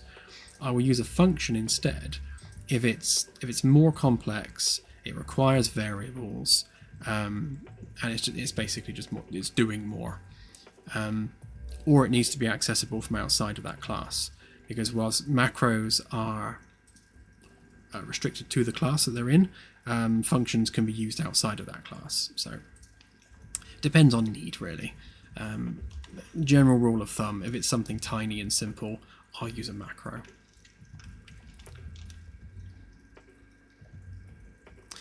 Good evening, little Arvin. How are you?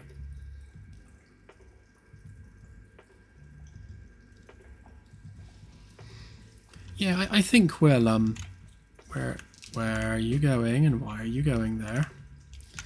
Hang on. She's off somewhere wrong. Oh no, she's just... Oh. I was about to get all disciplinarianism on her. She was going somewhere weird, but she was just idling, so that's fine.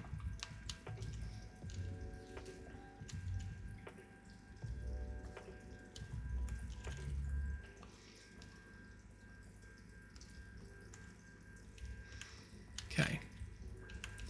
So that's good. So generally speaking, she is now doing stuff in the kitchen, aside from that one moment where she went off for a wander. Like now, she's roaming, so she's changing between just idling around and actually doing some work, so that's nice. You are getting confused over something, that's fine.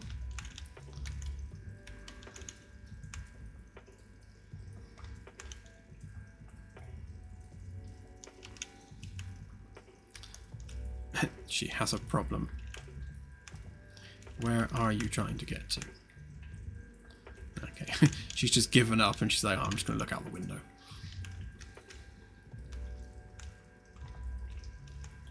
But yes, so they will have sub-role specific uniforms. So all of the steward staff have black uniforms, and I think what we'll do is, like, for working in the kitchen, we'll probably like also add an apron to that and stuff. We'll flesh out those uniforms a little bit, and like if you're serving behind the bar, we'll make sure that they're using the shirt. So yeah, she's got a jacket on, so we won't have them wearing cargo pants and a jacket. If they're serving behind the bar, they'll have just normal slacks and a shirt. Whereas if they're doing maintenance duty, then we'll put them in the cargo pants and jacket, just to separate them out a little bit. But again, that's another layer of complexity underneath. He just stepped on a Roomba. How rude.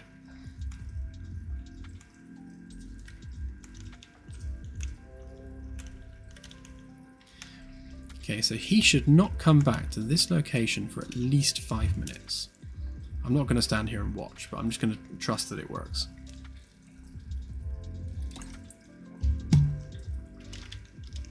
Who are you and where are you going? Ah, so that's interesting. So that guy, who's obviously part of the science division, he's come upstairs to use our bathroom buckets, because obviously the ones on C deck no longer have a role assigned to them, so he's forced to come up and use these bathrooms. We're probably going to have, yeah, let's say a few of them. She's off out here again.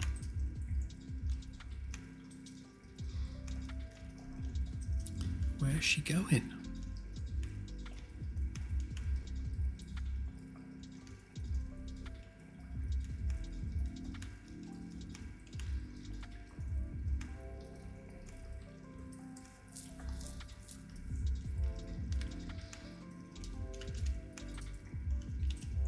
Right there, she just wanted to go and look at this panel. And then she should go straight back up to C deck afterwards. B deck, even. Yeah, so she's off to the kitchen. She obviously just wanted to stretch her legs.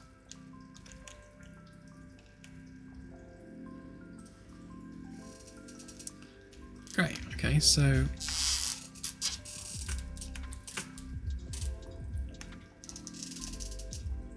a lot of people. It's interesting when they say path blocked, because it's not stopping them. Like, even though the pathing node is reporting path blocked, they're just like, yeah, whatever, we'll still get there, don't worry.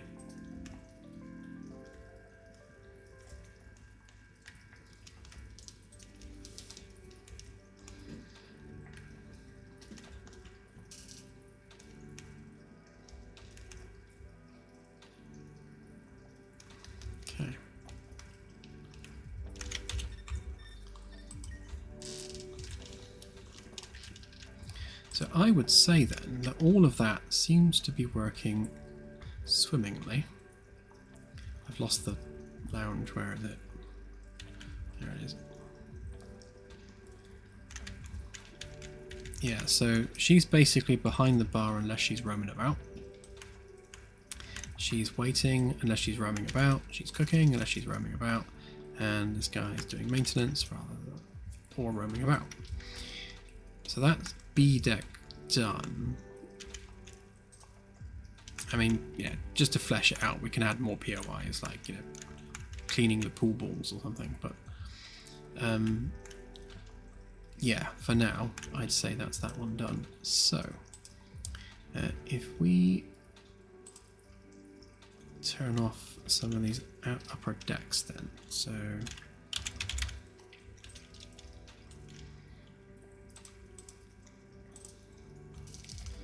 it's C deck specifically we want, and then we'll turn off all the A and B deck stuff. Get rid of the C deck ceilings because they're just going to be in our way. Then we'll get rid of our B deck NPC level. Right, so we shouldn't have any B deck stuff loaded.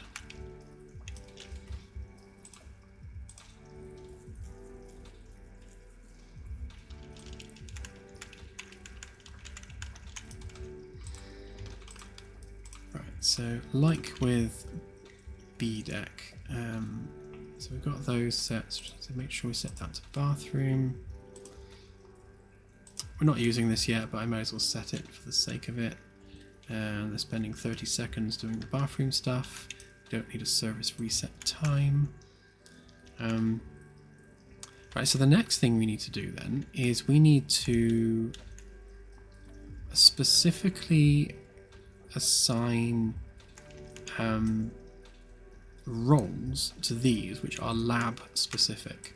So these ones are botany, so we need to set up botany tasks. So we need to go back to our enum. Let's get rid of these. Can I not get rid of these? How do I get rid of these? Oh, there.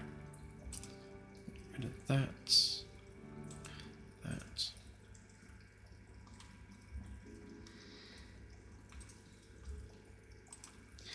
Right.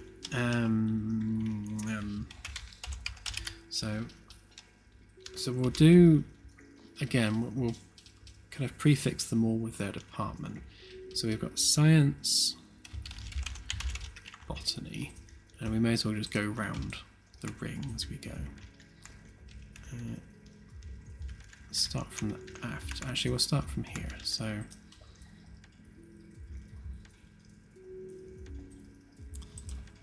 we've got science probes. Right, and then from there, if we go round clockwise, can't remember what these are all set to now. I think we try to put the ones that are going to have the most stuff closest to the probe bay. So things like geology, we're probably going to be bringing up a lot of rocks, and biology. So they're probably two that are going to get used quite regularly. And then things like language. Is that this one? That one's quantum physics. This one is linguistics, yeah. So we'll try and cluster the most frequently used to where all the input materials are coming in. So the idea generally is that all the raw materials are coming in here, then they get filtered out to their individual labs, and then get discarded and or put on shelves when they are done with. Right, so we do it quadrant based. So this quadrant is these ones. So geology. Okay, science, geology. Science, biology. And there are none there because it's just the storage room. So then we go, that was biology. Make sure they're actually matching biology, yep. So next quadrant, this is going to be botany.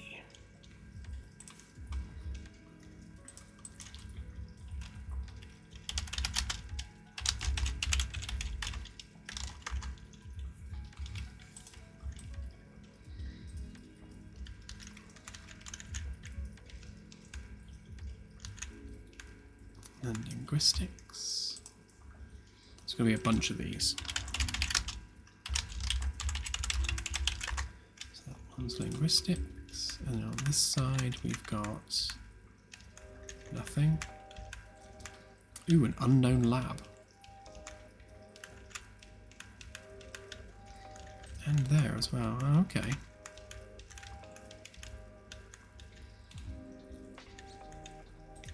We'll come back to those ones.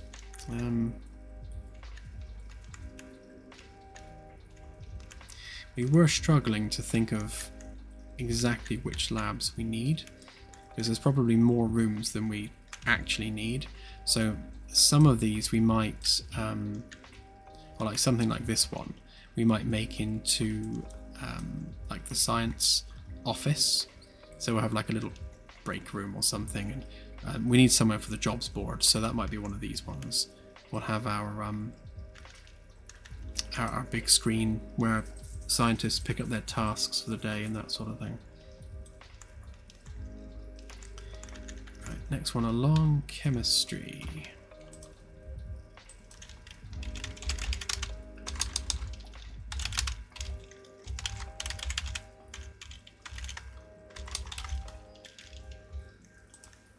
And opposite that we have astrometry.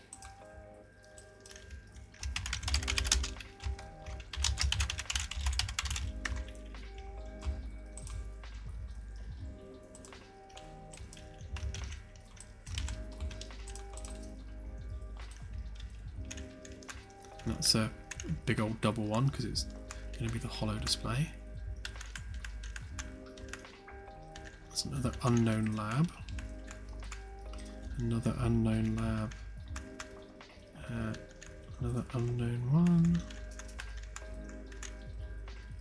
Material sciences.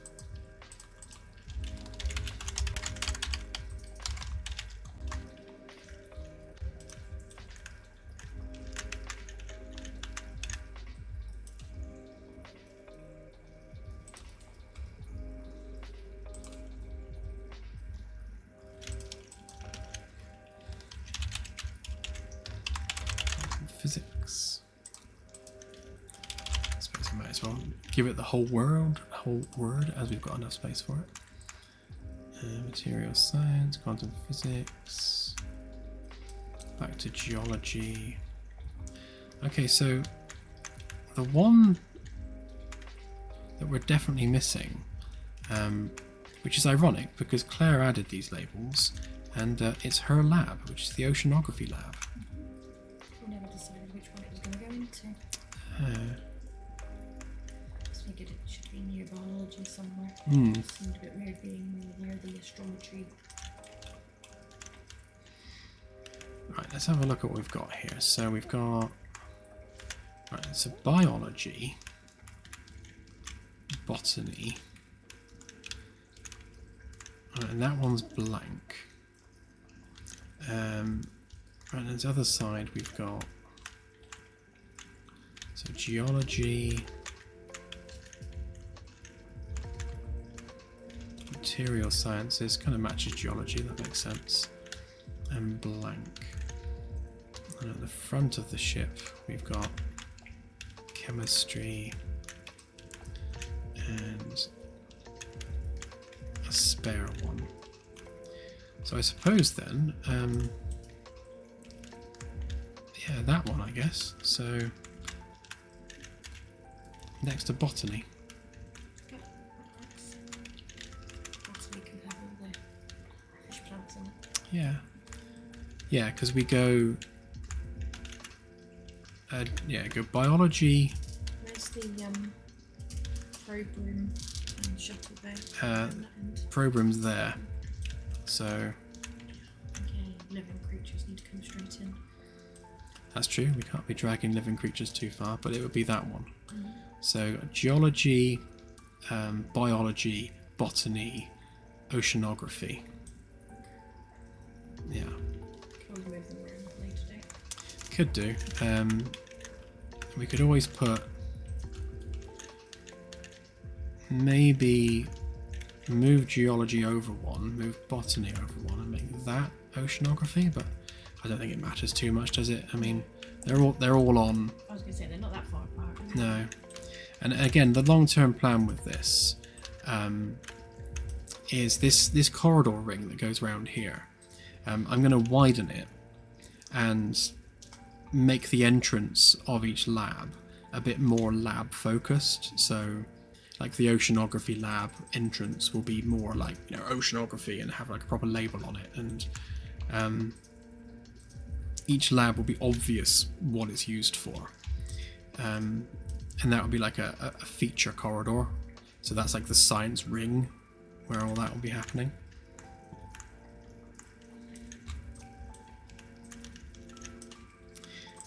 Okay, so oceanography.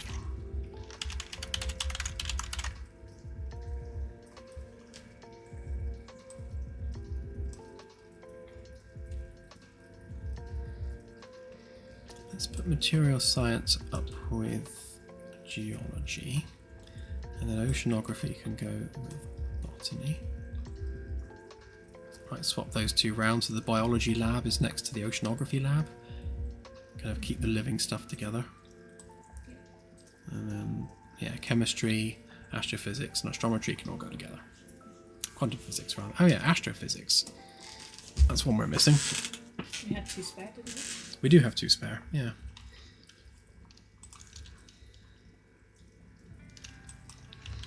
It gets to the point where you have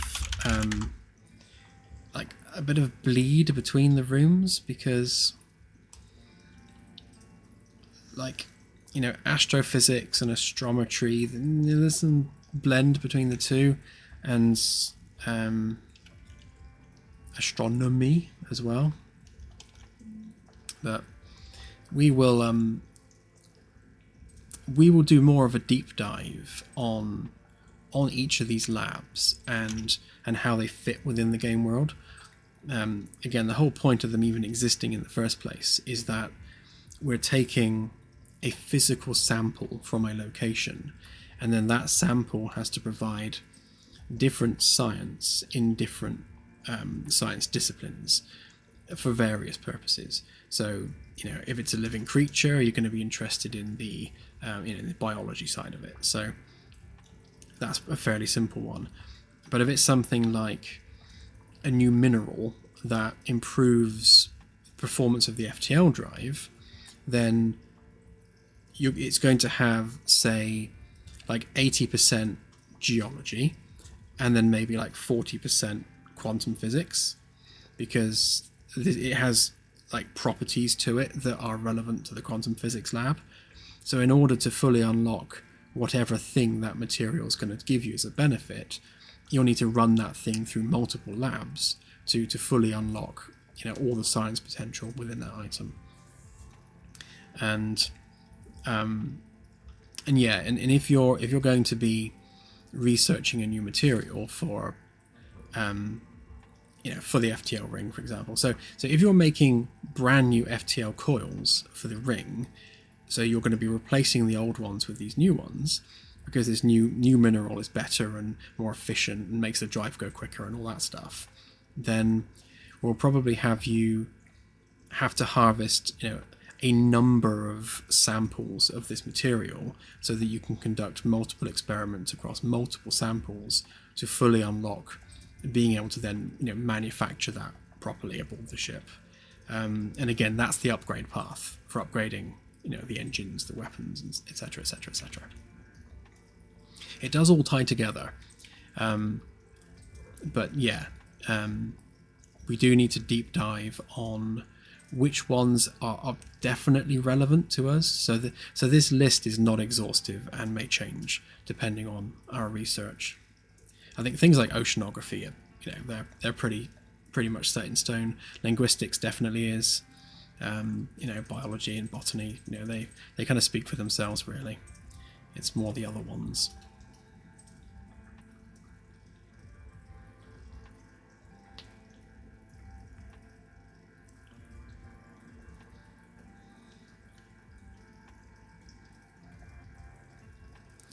Yeah, so astrometry, as I understand it, is more about, I guess, understanding the structure of a space, like where the star systems are, what the structure of those star systems are, how you get from A to B, in the galactic space.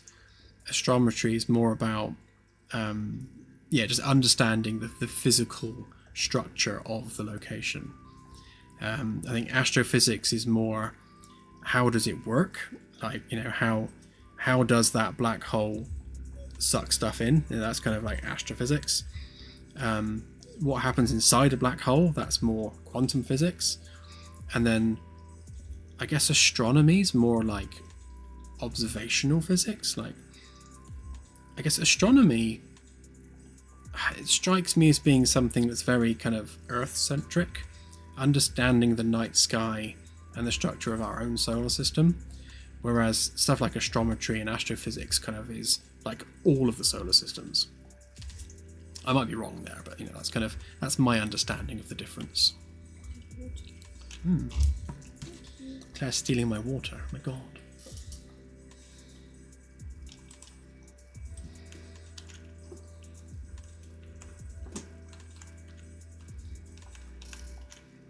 Yeah, I'm sure we can have a general one.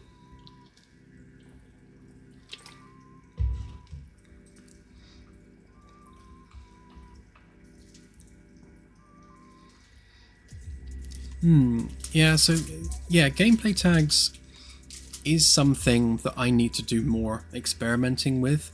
I don't understand the system fully enough to be able to work with it in a bug-free way, if that makes sense.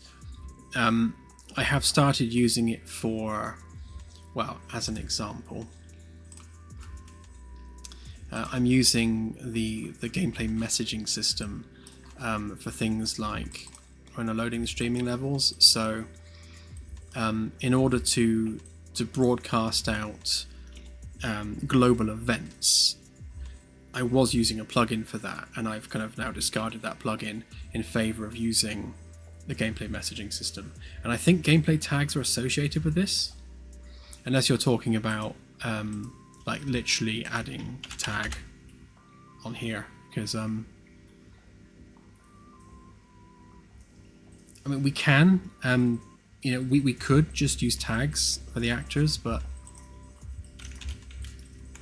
I guess when we've got enums and a drop down, that just makes it easier.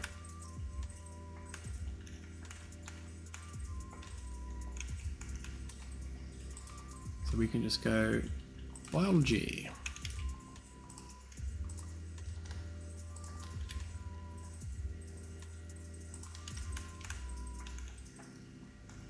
Oh, okay. So is that related to what I've been doing here with the gameplay messaging system? Because that requires setting up these hierarchical tags in order to do this. So it sounds like that's the same thing, I'm just using it differently.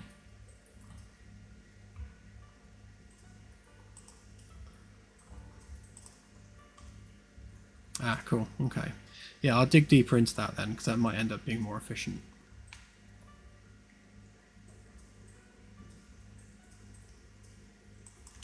Is it biology I was doing? I've forgotten now. Biology. Yeah.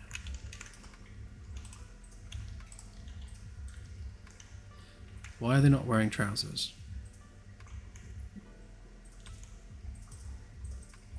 Honestly, these NPCs sometimes.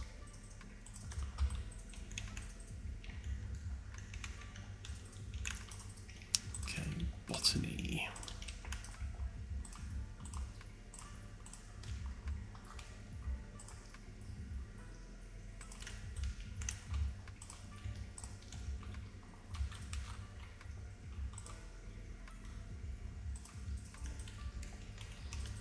I suppose I'll do these while I'm here as well. It does seem to be no pants day, or randomly disconnected head day as well.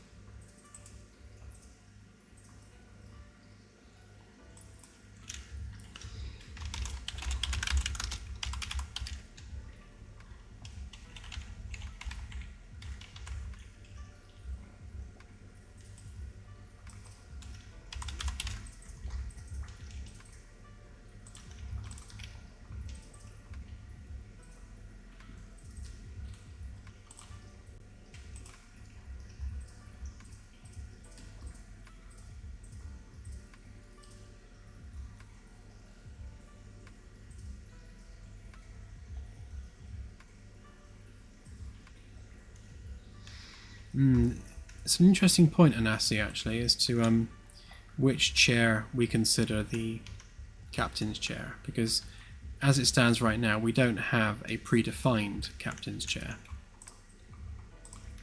The idea is that captain can choose which side they sit, but of course, from an NPC perspective, we're not. Yeah, we're not specifically setting that. So, yeah, I'll have to have a think on that one. Walking to shelf.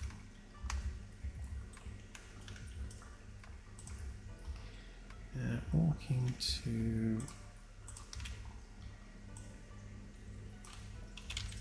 science equipment.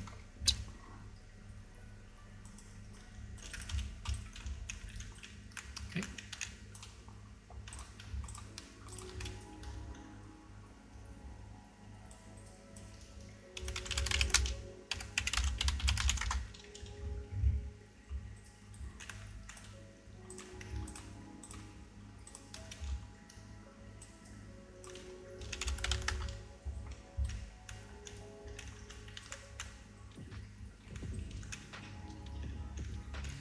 Right, so this one we were turning into oceanography, so let's set that in stone a little bit.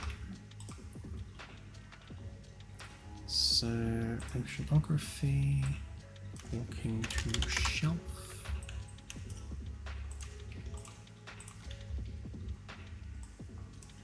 Walking to science equipment.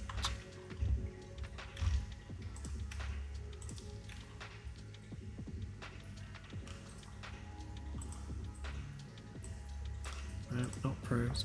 No, not that one. That one.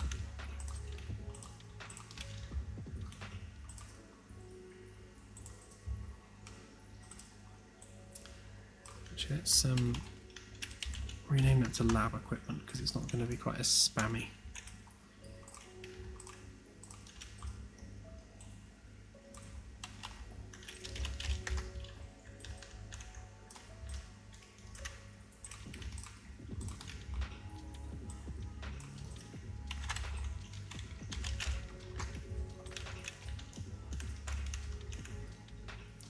So that's oceanography, so then we have chemistry.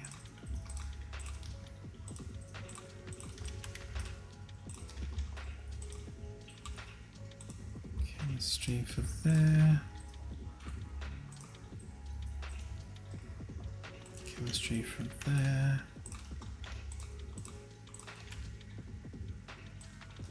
Walking to shelf. Walking to lab equipment.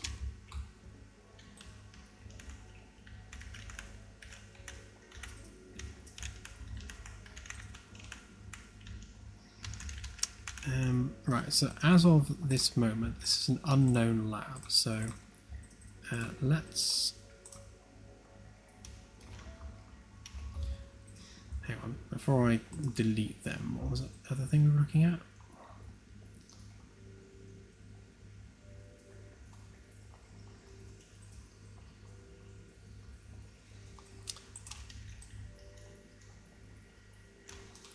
Right, and delete them for now.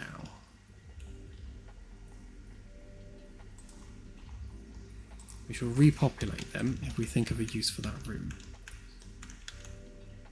And the same with that one.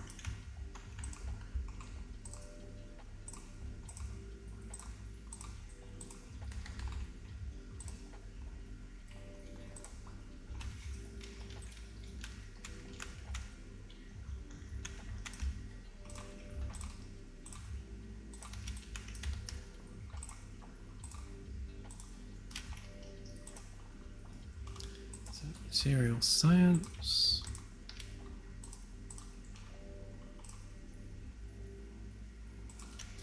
Material science. Walking to shelf.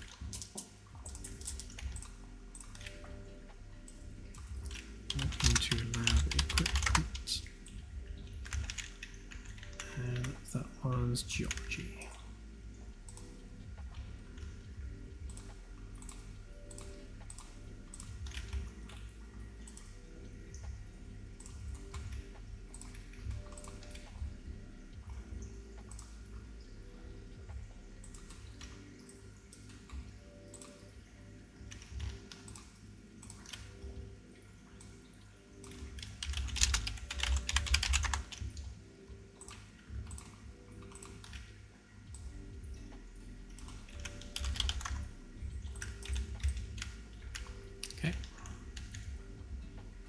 Yeah.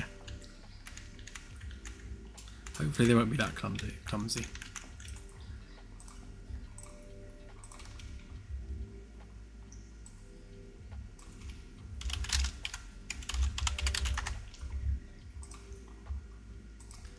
So, linguistics. I might actually move linguistics to one of the big empty labs that we've got, because linguistics is going to require a lot of samples of like pottery and books and things that you've gleaned from the surface, so that I might promote them to a bigger lab. And I think this was an empty one, wasn't it? Yeah, so let's get rid of that then for a minute.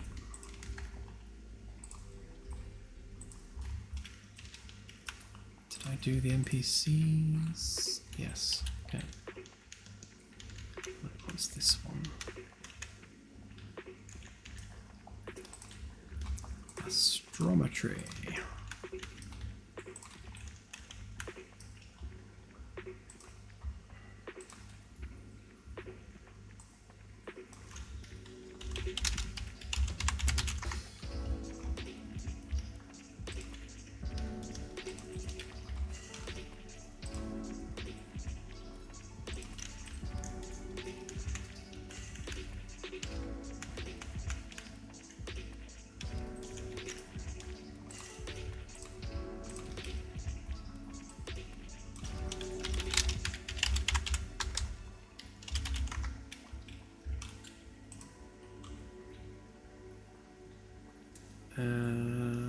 Quantum physics? I've forgotten now. Astrophysics. Wrong way around. So you are astrophysics, which means so are you.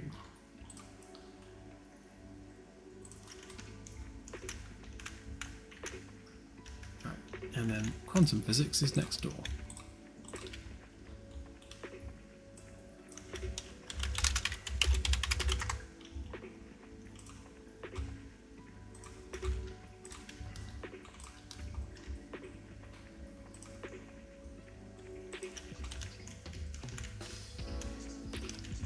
Right, I think that's all of them. So maybe add some server room stuff in here. So okay, we've got 2 big spare labs, 1 small spare lab. So yeah, so if I move linguistics to maybe over here to give it a bigger room, then I can potentially remove that wall and turn this into like the science offices, like have a conference room there, a meeting room, and all that sort of stuff.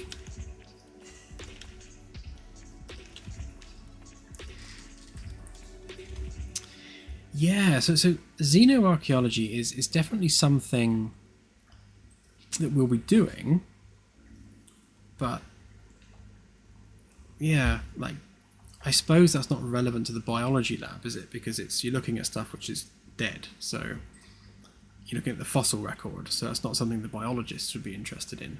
So yeah, there could be fit there for that, definitely. Yeah, if we're talking about like long dead civilizations, then I guess the linguistics lab's going to do a lot of that. I suppose history, like. See, the difficult thing is you can pretty much stick Xeno in front of everything. Like everything we do is Xeno something because we're like away from Earth. which is why I call the lab biology rather than xenobiology, because it's kind of like the xeno is implied.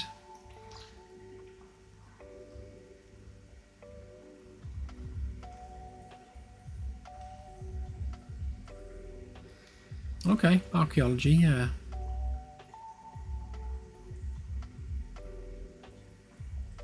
Yeah, so the linguistics lab is like the important one for unlocking alien languages. So, when you first encounter another species, unless they're a high-tech species that can share a language database with you, you'll need to work out their language before you can speak to them. So you'll need to send down probes, gather samples of their language, run that through the linguistics lab computers, and let the AI aboard the ship work out their language from all the different samples you've provided. At that point, you can then communicate with them by unlocking that language. That's the process you'll go through to unlock alien languages. So that lab's quite important. Yeah, I like having an archaeology lab though. That's that's a good one. Right, so now that we've done all of that, let's give it a quick test and see whether or not that's eased up on the corridor load, because they were like packing the corridors and getting themselves all over each other.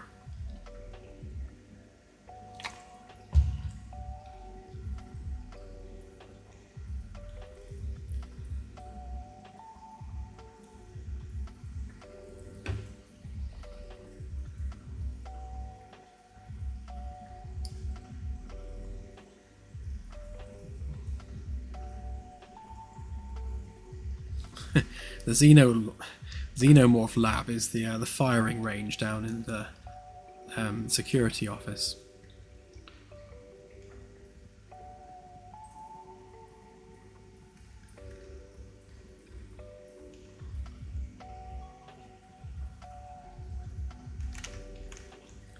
It's an army of Roombas.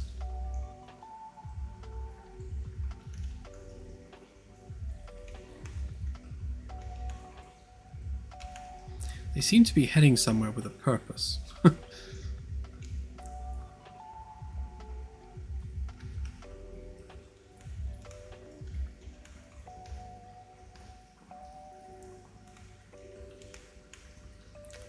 Where's Nancy off to? I'm assuming she's just free roaming.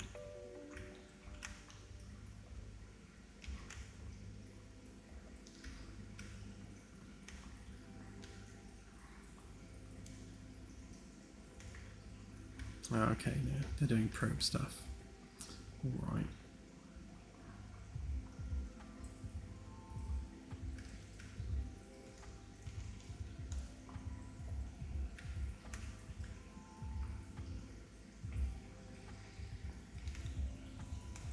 Yeah, we're definitely doing a warship for our second DLC. But that's going to be more like a carrier class vessel.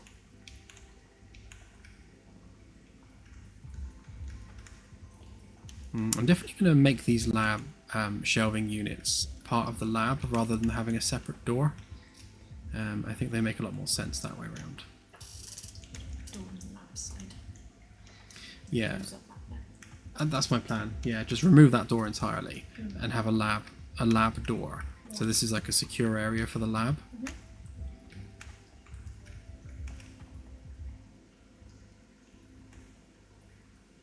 Yeah, and I think with the NPCs, rather than just generically saying science, I think we'll actually say like botany, astrophysics, and stuff on there, so that they're so it's a little clearer of like who they are and what they do, rather than just generic science person.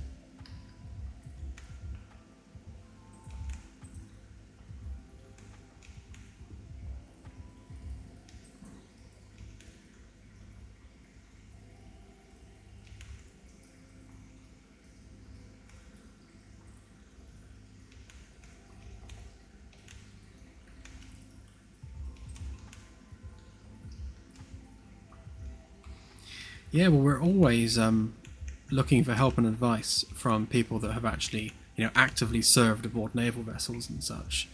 Um, that's always extremely useful. So yeah, just head to Discord and share your wisdom and experience.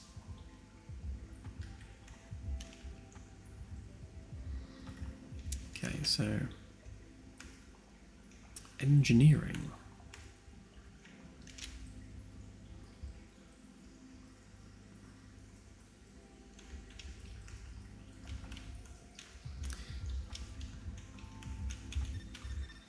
Yeah, I think definitely engineering needs the same kind of granularity, like all of them do.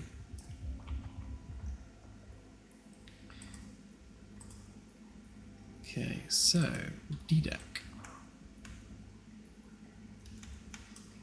Why do we have a random thing there? A-Deck power. A-Deck power is not on. Oh, weird.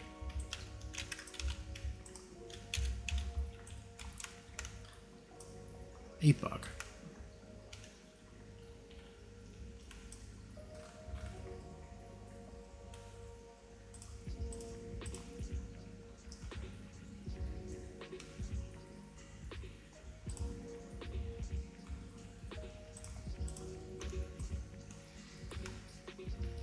So when it comes to D-Deck, obviously we've got a bunch of crew quarters around there, and a bunch more that will be around here when they get finished. So really we need to work out how many people are currently not on shift.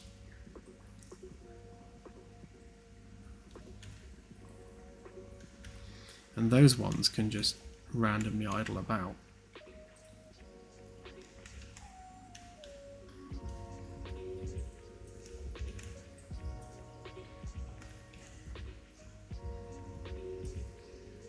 So let's have a think about this. So across the whole ship, we've got 3 shifts. So I think that was 66 crew members. Where's my spreadsheet? Apologise for blinding everyone. I did write it down here somewhere, I'm sure. Yeah, here.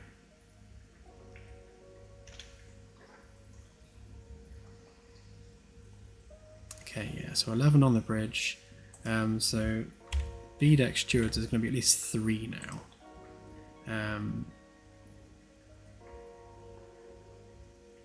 Yeah, we'll see what we're doing for science. I think 2 people per lab, absolutely by minimum.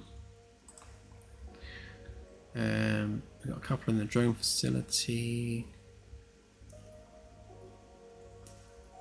So that's all roles. That's just stewards, that's just science. That's going to be so science, deck crew. So really they're both deck crew. Bunch in sick bay. A few people in aquaponics or hydroponics. So yeah, so the random stewards are going to be people just roaming, doing maintenance. Bunch of security going doing maintenance, and 5 engineers on shift. Yeah, so we'll have a morning shift and an evening shift, which will have a full population of science staff. And then we'll have a night shift where maybe we'll just have maybe 1 scientist per room. Which sounds a bit lonely, to be honest. Maybe we'll shut the labs down for the night shift and just have them fully populated during the day. It'd be sucky to just be like 1 guy on your own for an entire night shift.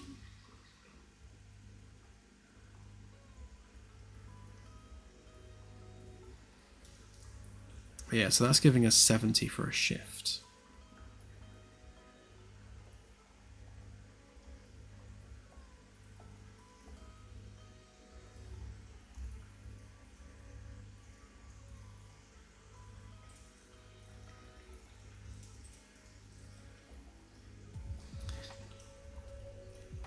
Yeah, so the mall will have like a sports bar and like the main mess hall and everything. It's not going to have shops. Like there's nothing to buy aboard the ship. Obviously, everything's just provided for you for being a crew member. But yeah, it'll have a cinema and a gym and, you know, the usual kind of keeping people sane stuff.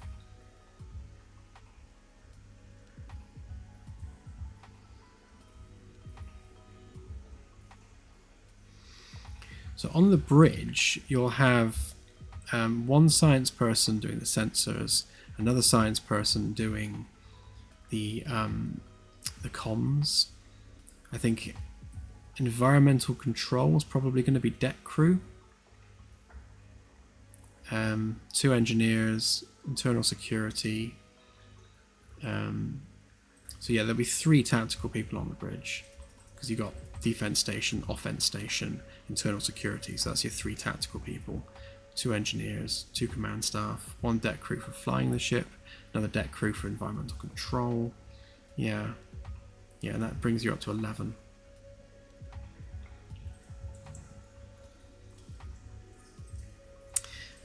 Can we arrange shore leave? It's going to be difficult. Yeah, difficult, because I mean, we could do it maybe on a shift thing, but I think that's probably logistically a lot to deal with for the ship, because we need to be able to shuttle people down to a surface, and that's going to be a really big scripted event in order to have shuttles going to and fro the ship, taking people to the surface, and then managing all those NPCs in 2 separate locations and what they're doing. I think shore leave is probably, you know, pushing the boat out a bit too far.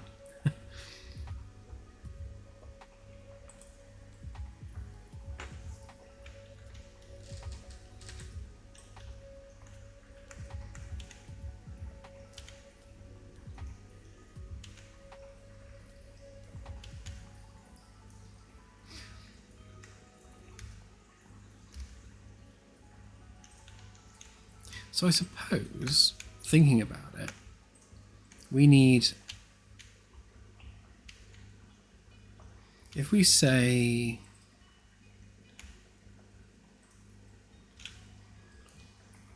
none on night shift. Hang on, let's go back to that spreadsheet again. So shift 1, shift 2, and shift 3. Then shift 2 is just going to be identical, and then shift 3 is going to be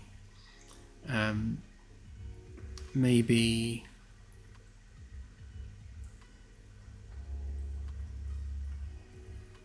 it's going to be a skeleton bridge crew, so probably 1 commander, probably 1 engineer, 1 tactical person, 1 science person. They can just hop between stations as need be. Obviously the pilot. We'll still keep internal security, and we'll still keep environmental control. So that takes us down to 7 people. And I suppose it depends on what the ship's actually doing. I guess on the night shift, the crew are still going to need the services of stewards, so maybe we're still going to have 3 of those in the VIP lounge because there's still people up and about and working. Science labs would be 0. Drone facility would be 0 because we wouldn't actually be doing anything. Shuttle bay control. I guess the ship's just idling at night. Maybe 3 deck crew just moving cargo around. Yeah, probably a skeleton staff in sick bay.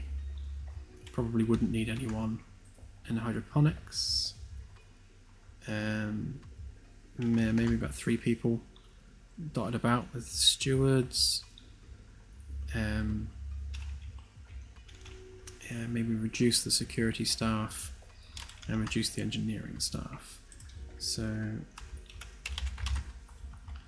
we sum that, so that's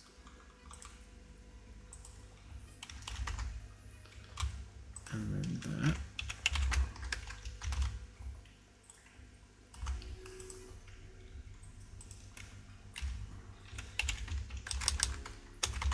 And make our total over here, which is the sum of them. Okay, so that's only actually 165 people. So we can actually have more people doing stuff during the day shifts because we've got room for them.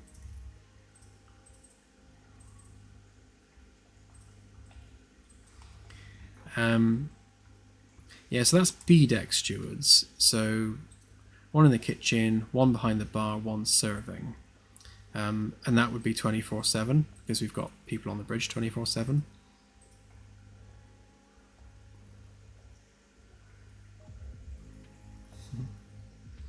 Yeah, we'll have more than this in the end, I'm sure.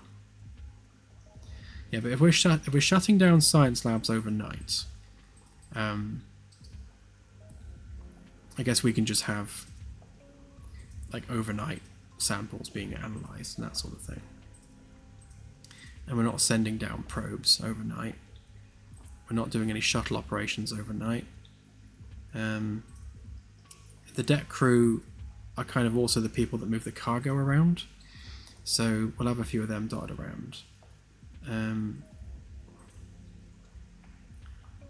Again, yes, I think sick bay can be reduced. I think where... Yeah, so I was looking at security and thinking there probably should be full... Yeah, I do agree actually. Just keep the ship fully staffed with security. I mean, we could also do a full bridge crew if we're doing that because we've got room for it.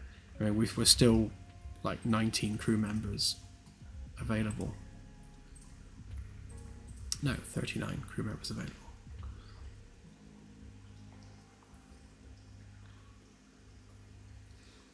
Well, in the sense of the game, shuttle the probes will be back within 5 minutes.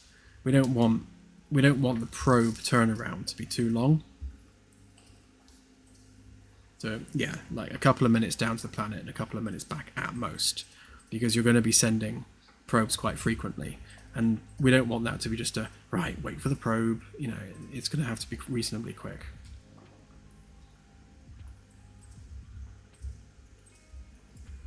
Ah, thank you, Velvet. Yeah,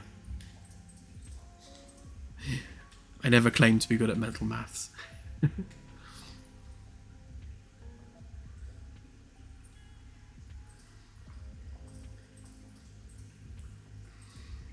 Yeah, this is more just people on shift. So, you know, who's actually like on shift at the time. Because so the idea from when we're actually doing the shift rotations and where we want those NPCs to be. So during the night shift, you'll have obviously 70 people in bed. You'll have 70 people up and about doing entertainment stuff, maybe, and then obviously 31 on shift. So for every shift, as you rotate the clock forward, you're going to have like shift 1 goes from working to entertainment, and then from entertainment to sleeping, and then shift 2 does the same. So they're constantly rotating who's doing what. So it's what the timings look like on that.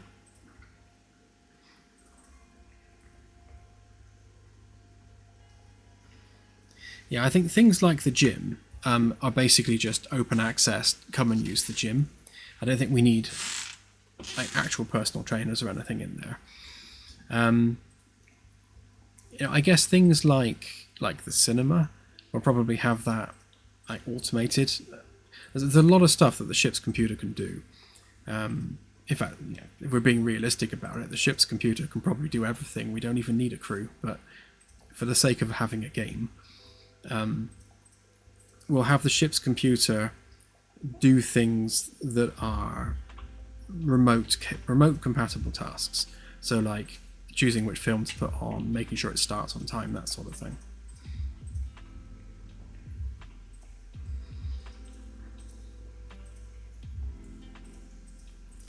Yeah, I think you're right. I think the stewards are probably going to be one of those 24/7 shifts where there's always going to be something that needs doing aboard the ship, stewards wise.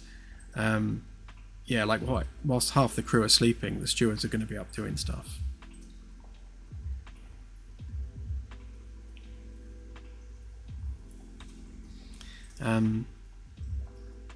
So timing wise, let's have a quick think about it. So let's put it over here. So if shift 1 is from 9 till 5,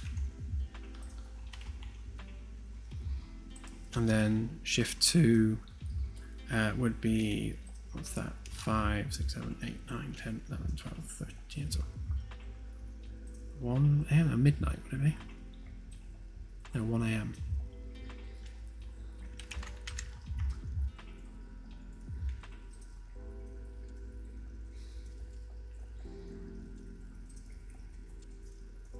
No, midnight.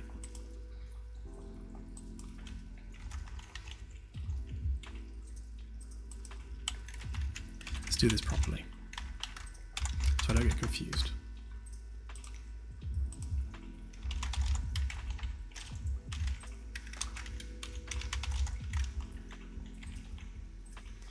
Yeah, and then shift 3 runs from midnight through till 9.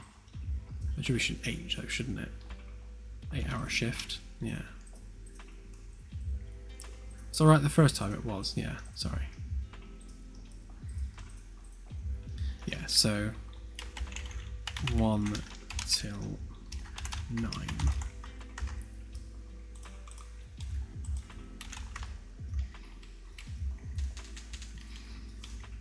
So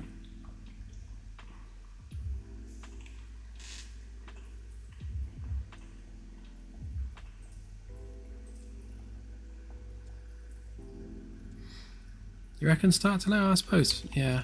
All right.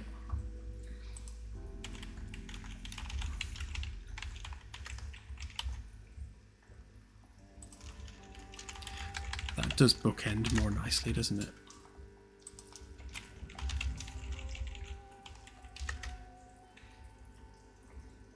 Yeah. All right. So there's our shifts. So when shift 1 finishes at 4, technically they are then doing evening activities from 4 till midnight, in which case they then sleep ready for work in the morning, which means shift 2 would be doing, I guess they'll probably be doing their recreational stuff in the morning, working till midnight and then sleeping, rather than spending the night doing recreational stuff. So I guess, yeah, those two would just swap over between one another. And then the night shift, I suppose, yeah, they would probably be getting up around about the time shift 2 was at work, doing their recreational stuff, and then working and going to bed at 8. That's probably how I do it. That is how I used to do it. I used to work nights sometimes, like every other month I'd have to do a night shift for a week, and I always just went to bed as soon as I got home from work. It was really nice kind of driving back home, watching everyone else driving to work, and just thinking to myself, ha, you're all going to work and I'm going to bed.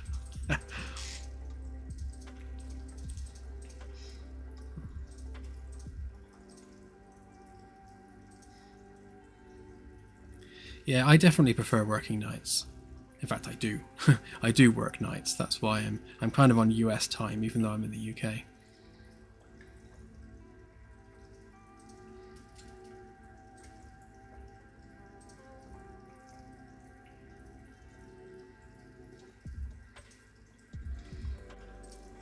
Okay, so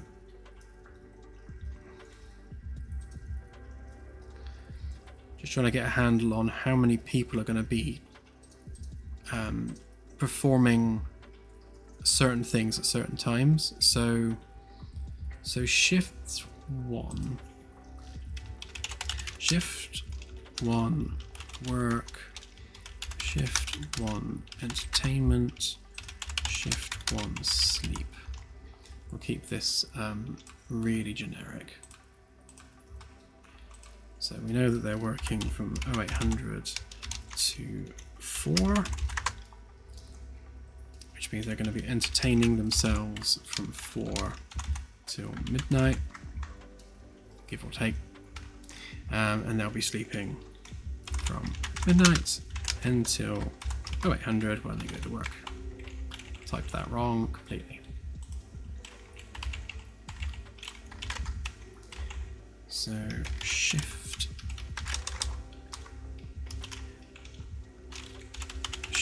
to work, shift to entertainment, shift to sleep. So they're going from 4 till midnight. So they're probably doing their entertainment stuff so in the morning before work, and then they'll be sleeping at the same time as the day shift.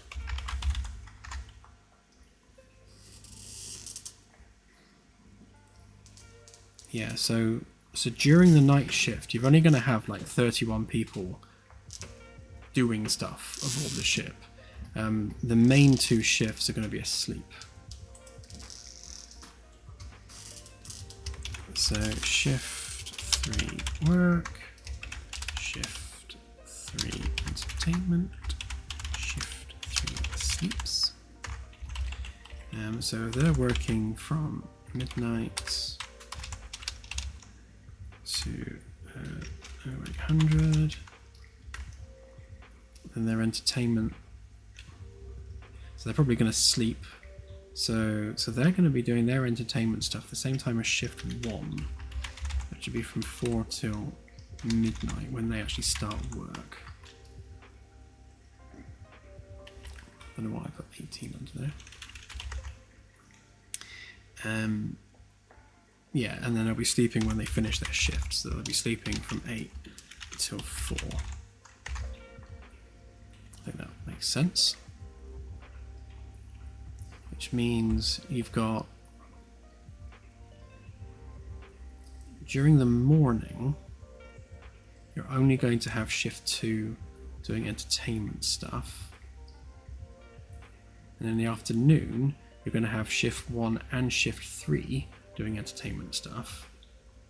So that's going to be like 100 people all doing entertainment stuff. So we might need to balance these numbers accordingly. So if shift 2 is when we have the most people being entertained in the lounges and stuff, then we're going to need like more stewards on shift 2 on shift, so we can bulk out this shift with more stewards to take care of the extra load.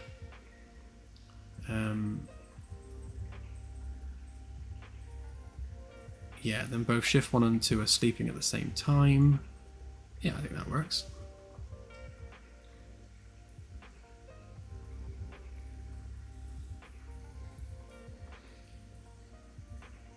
Yeah, exactly, Christopher. I think we're thinking the same thing there.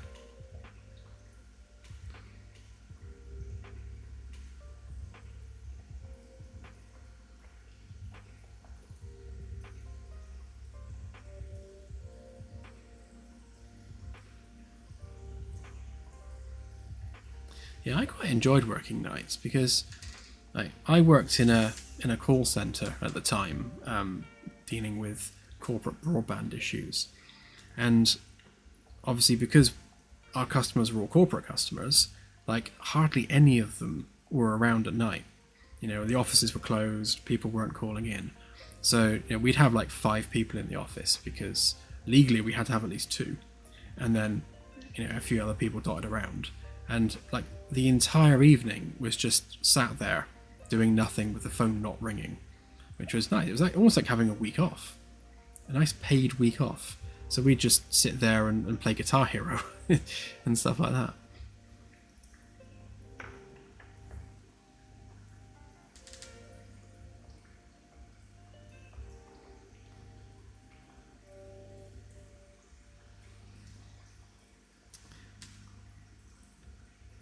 Yeah, I think so, CSI. I think yeah, if we up the VIP lounge one to 5, because there are going to be more officers, because you can have all the bridge staff from shift 1 and all the bridge staff from shift 2 all kind of milling about the VIP lounge. For shift 3 rather, yeah. So yeah, we're probably going to need more people there. We probably need a lot more people around the ship there. I mean, to be honest, these two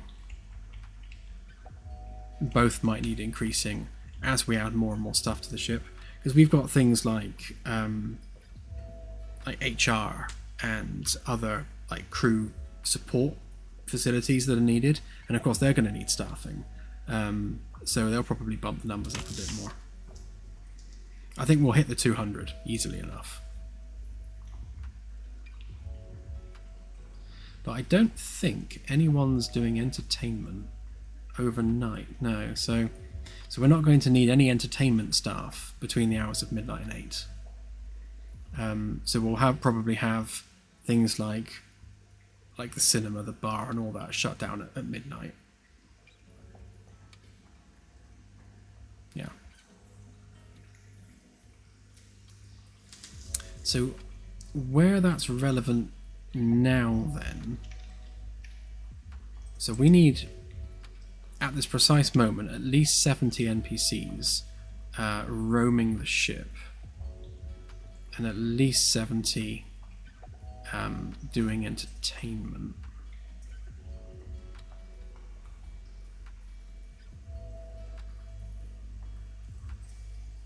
Yeah, because during shift 2 nobody is sleeping.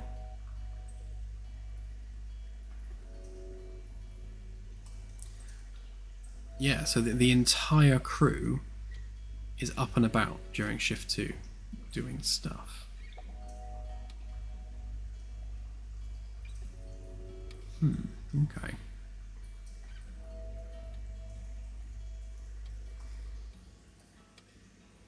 It's probably shift 2 then that we should be focusing on for our test, given that it's the whole crew.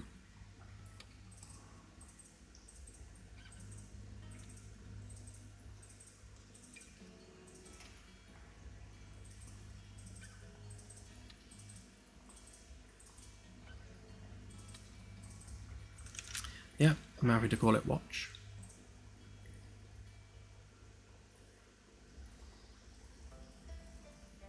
Yeah, I've been thinking about who needs to be up overnight, actually managing the ship on the night shift, and it's a difficult one because people like the chief engineer, we kind of want them around during the day. So between shift 1 and shift 2, the captain, the XO, the chief medical officer, basically all the chiefs of staff, all need to be available during shift 1 and shift 2, because that's when the whole ship is up and doing stuff and actually operating. During the night shift, really the ship just needs a caretaker. So probably one of the lieutenants. Maybe even have it as a rotational thing, so they use it for like training purposes. So we have different lieutenants just getting that command taste on the night shift. But yeah, it definitely wouldn't be the chief engineer. Yeah, I like your thinking, Christopher. More security when there's more people. I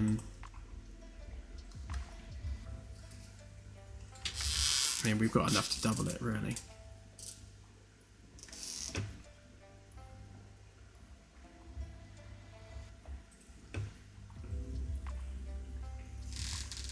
So let's let's see if we can actually like picture this on the Magellan then. If we load B-Deck back in, so we want B-Deck framework walls, interior walls, and we'll stick a C-Deck framework sheet on so we see what we're doing. Right, and then we want B-Deck NPC.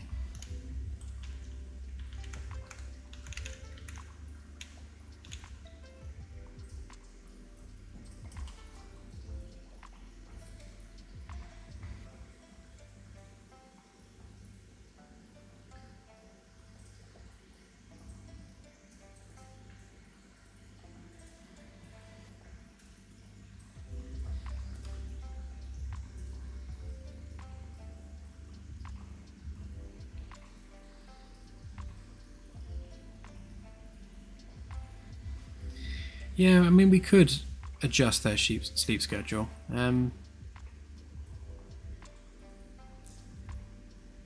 Yeah, I suppose it's like, when is the ship most likely to be at red alert? Because we want the most people being awake, I guess, when red alert is most likely to happen.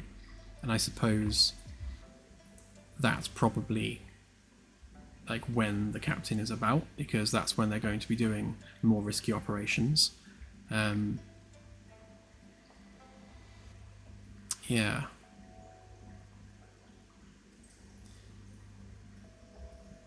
Yeah, I suppose, which means that the night shift then would, I guess, wake up, go straight to work, yeah, and then spend the morning relaxing before then having a nap in the afternoon, before then going back on shift. I'll have a think on it.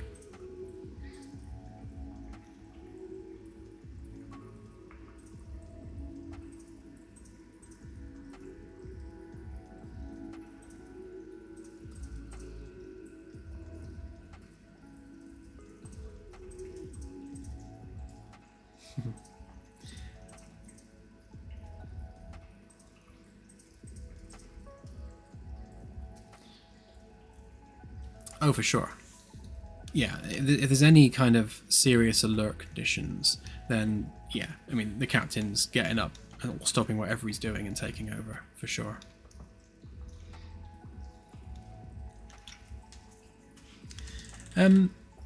Yes, I'd like to think so, Anasi. I think we'll see where that's relevant, but yeah, I mean, if you're playing as captain, as a player, we don't want the XO just to be sat there silently the whole time, so we'll have them butt in with suggestions, I think. Yeah, and we'll find a way of maybe gamifying that a bit, so that depending on their experience, their suggestions, you know, are better or worse.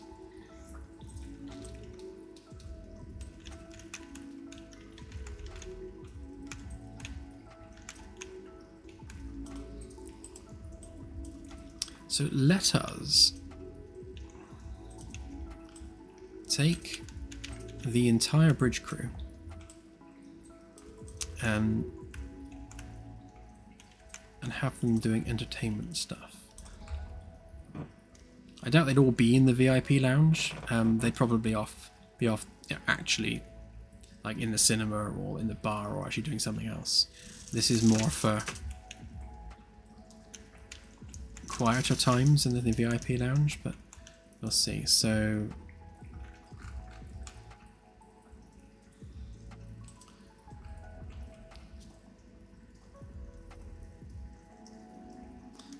how should we do this? So if we do, right, yeah, so let's do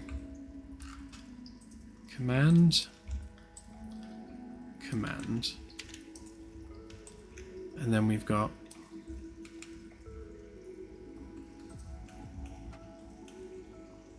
then we got science,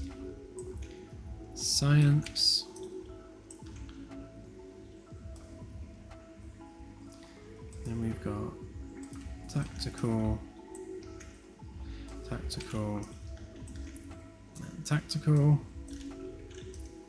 and then we've got Engineering. Engineering. And then deck crew, which I've got down as operations, but same thing really. Right, so that should be 11. 1, 2, 3, 4, 5, 6, 7, 8, 9, 10, 11. Right, so there's your entire bridge crew. And then all 11 of them would not be on shift. So they're all going to be in here doing stuff. So 1, 2, 3, 4, 5, 6, 7, 8, 9, 10. More than enough chairs. And again, I imagine... yeah, group photo.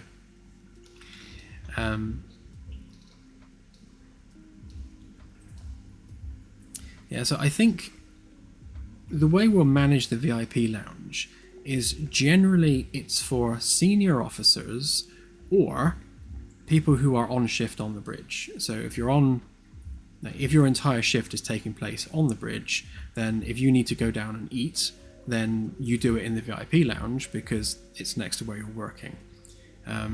Otherwise, it's kind of expected that you wouldn't go to the VIP lounge if you're not on shift. Obviously, senior officers can do what they want.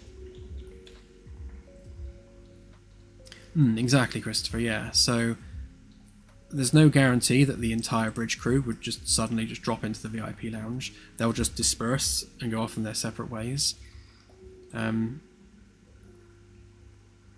obviously, we need to give each one their own crew quarters. What's that with her face? Weird.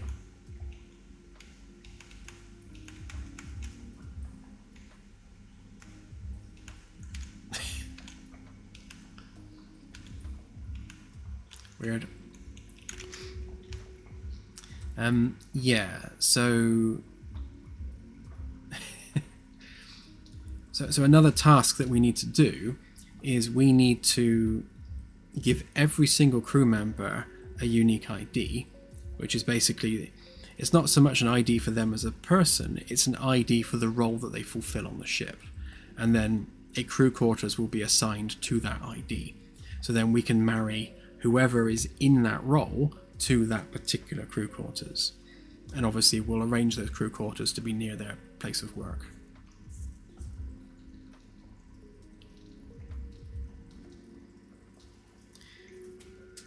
Oh, definitely, AJ. Yeah, I mean, long term, that's definitely where we're going with it. You know, Dwarf Fortress, RimWorld, that sort of thing. We want them to have, you know, inter-crew relationships. Not like that.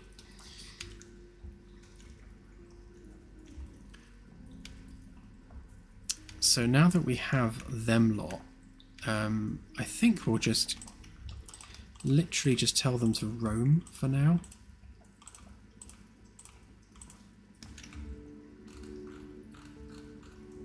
So they'll just free roam rather than being assigned to anything specific.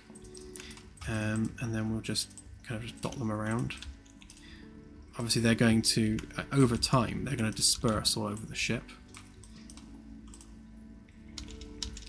In fact, they'll probably disperse all over the ship quite quickly.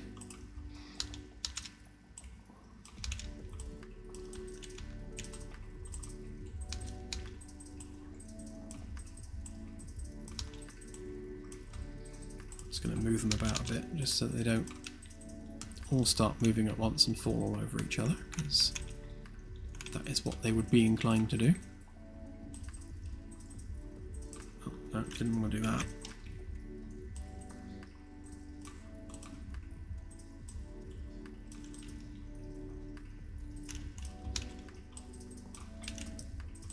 These guys can just admire the pool table.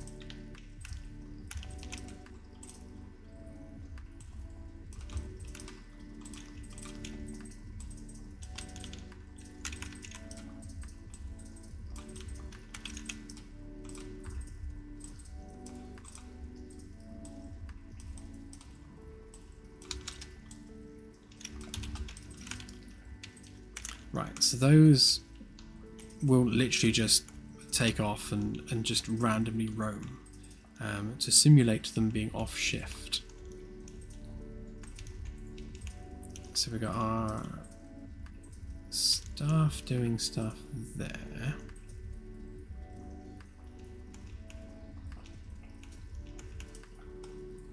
Yeah, maybe add just another one of them there.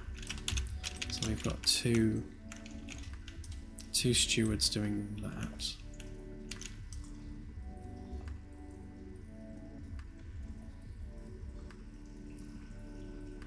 To keep a note of this, I'm gonna if we move that to my other window a minute. Actually, let's move it to the other window. Start making a note.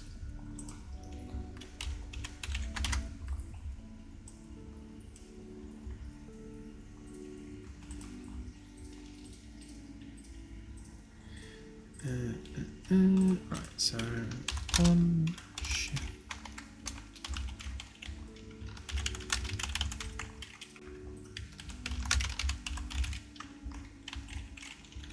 Right, so we've got 11 people in the VIP lounge that are off shift.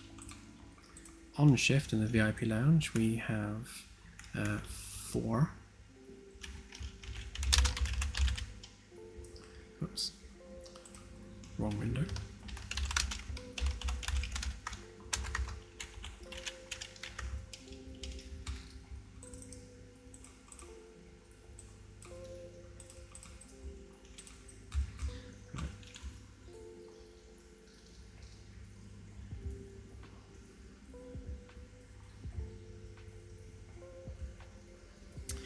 Yes, Don, there should be a manifold to connect the two tanks together, but I haven't built a manifold yet, so it does not yet work that way.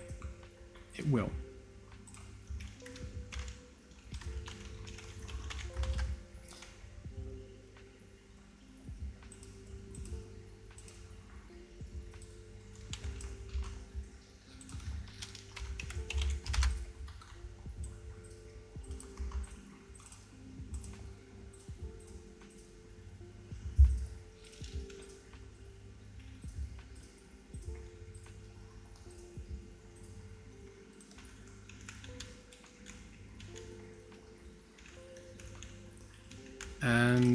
Basically that, yes.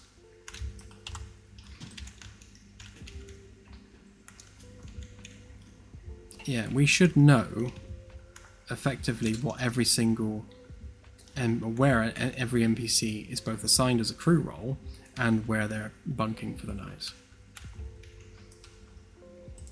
I think I actually copied those NPCs onto the wrong level. I did. I made them on D deck and they should all be on B deck. So let's just fix them, otherwise when the level loads they will be in midair and falling to the floor.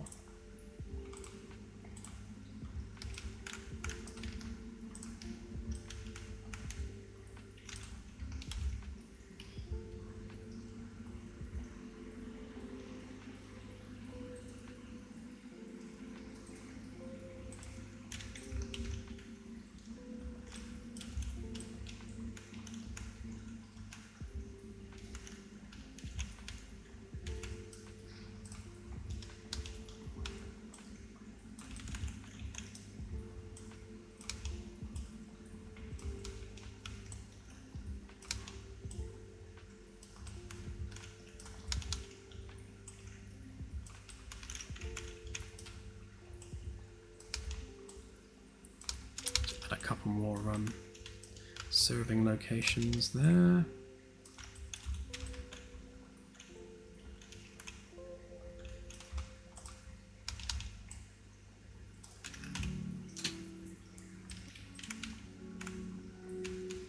Right, okay. Right, now they're free to roam about off shift. So far we've got 4 on shift, 11 on shift, so we need maintenance, I suppose. So far we got 1 on shift, which is this guy, and then that would be as many people as we'd want on B deck, I think. YouTube crashed.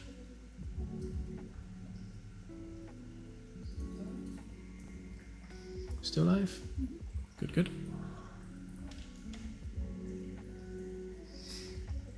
I don't know yet, Anasi. I shall figure it out on Friday.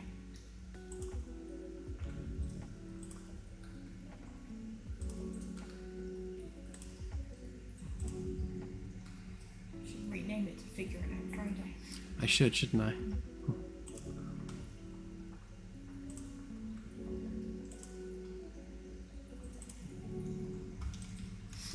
Right, so C deck, what do we actually have? So 1, 2, 3, 4, 5, 6, 7, 8, 9, 10, 11, 12, 13, 14, 15, 16, 17, 18, 19, 20, 21, 22, 22, I think that was. I'm going to recheck that. 1, 2, 3, 4, 5, 6, 7, 8, 9, 10, 11, 12, 13, 14, 15, 16, 17, 18, 19, 20, 21, 22. Yeah, so there's 22 on shift. So science is 22.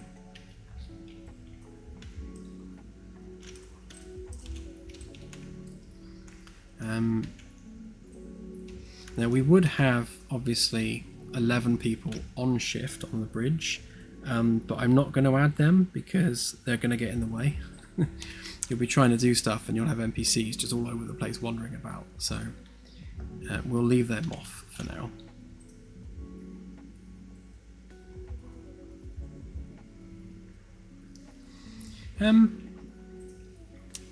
To be honest, yes, I think deck crew would be doing the probe handling. I think you make a good point.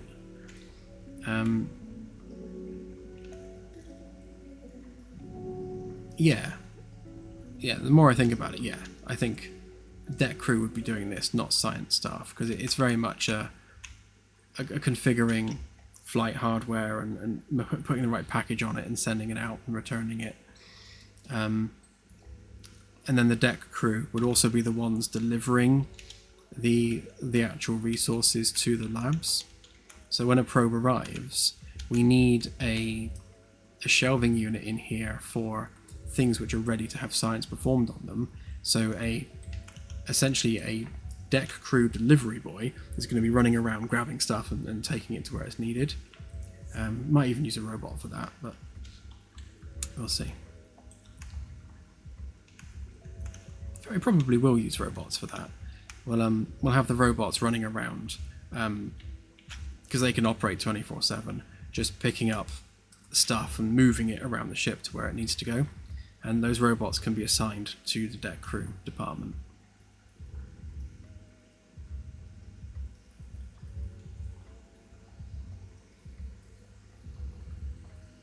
Yeah, we'll see how that affects staffing levels, but yeah, we'll leave 2 science people in there for now. And then yeah, and we're going to need 2 more labs. Or as I say, if I move our linguistics lab into a nice big lab, then we can make that into an actual science office, meeting room, a couple of conference rooms, that sort of thing. Right. So we wouldn't have anyone on C deck really when they're not on shift. Like there's no reason to be on C deck if you're not actively working on C deck. It's not somewhere you'd hang out. I mean, maybe these side rooms, because they're going to be lounges here. They won't have much in the way of facilities other than maybe some coffee machines. But yeah, just tables, chairs, some drinks facilities. That's it. It's just a comfortable space to sit and relax where the stairwell's going to go. So maybe a couple of people dotted about there. We'll add some points of interest for that. Just like, I don't know, like off shift point of interest where they can just go and like, do stuff.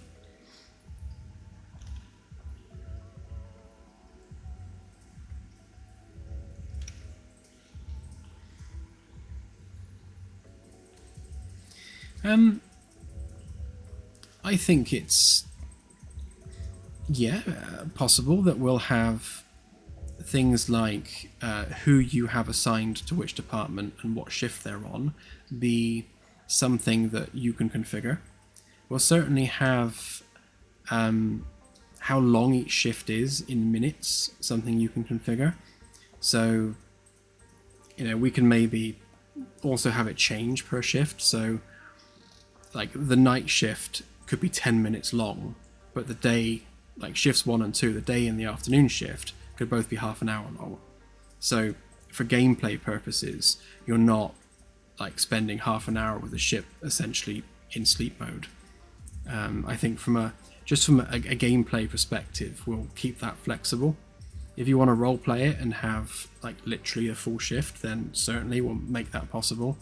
But I imagine most people will want the night shift to be shorter than the main 2 shifts.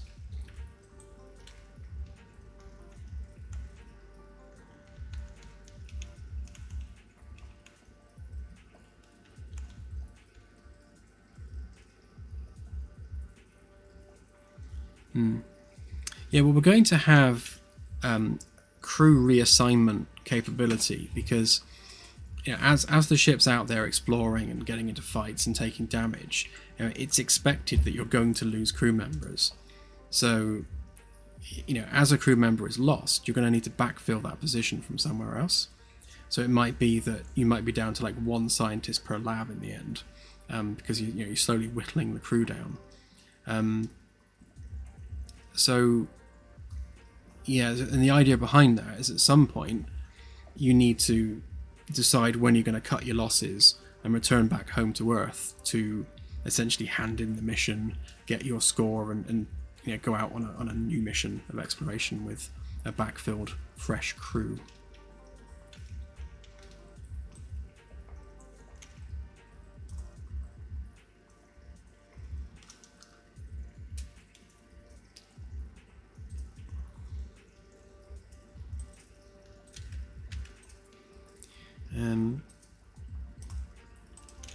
So let's have a think about on-shift security, because thinking on it, we're going to need like a B deck one, aren't we? So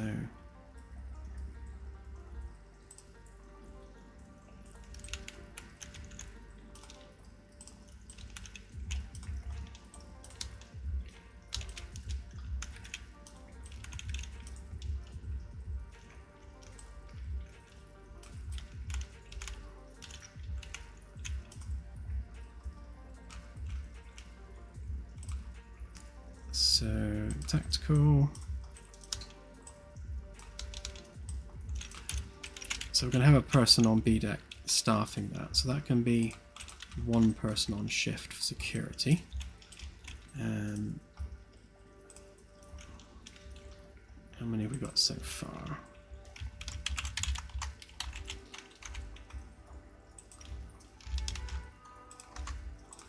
So far we've got 39 NPCs on the ship as of right now. Thank you, Max. Very much appreciated.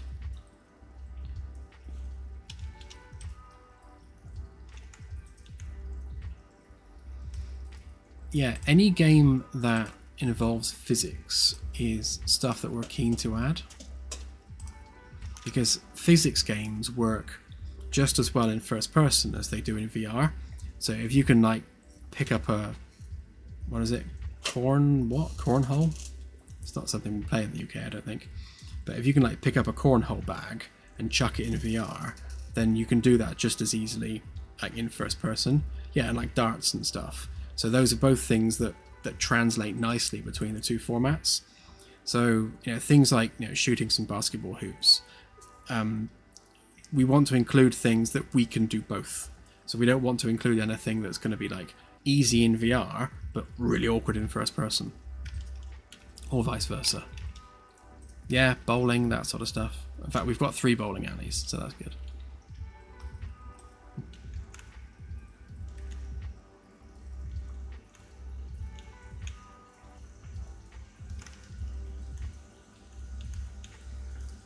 Yeah, that's true, Don. It'd be funny to have some construction crew around.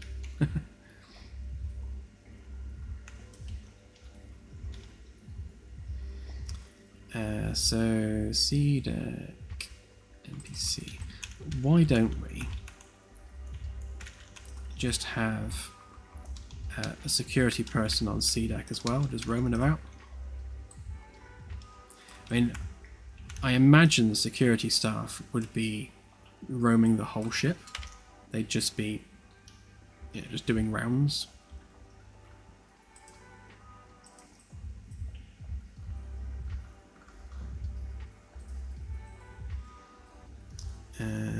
Yeah, free roam. Let's make sure that B deck one's on free roam actually, otherwise they're going to go do science stuff when they shouldn't be. Where are you? That one. Ah, yes. The security would have been going to the kitchen, so yes, keep them as free roam.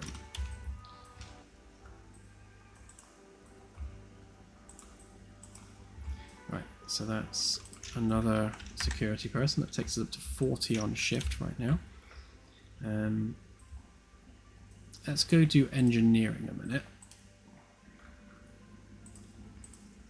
because all the engineering ones will currently be broken.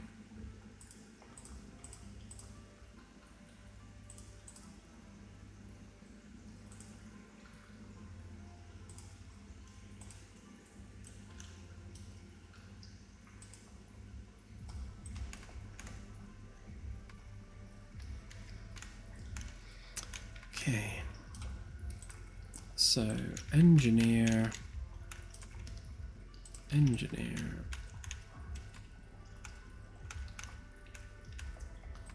Can't remember where I parked them all.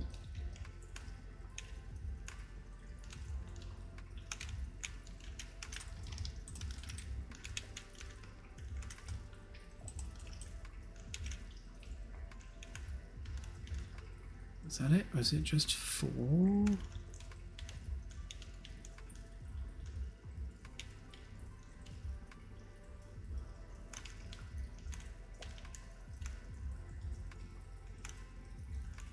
Must have been just those 4. Okay.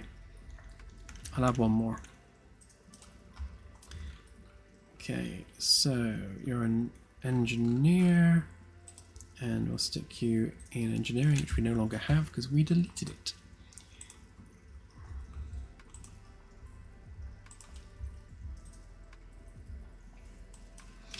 So engineering.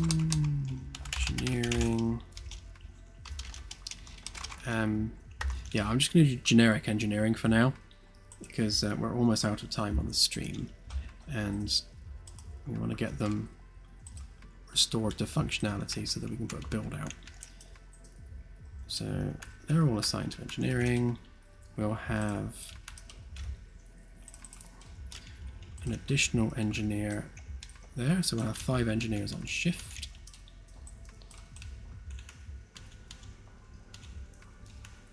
I think I will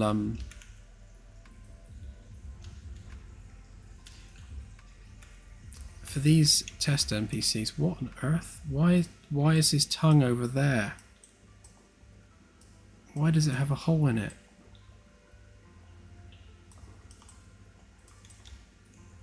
I'm not going to ask.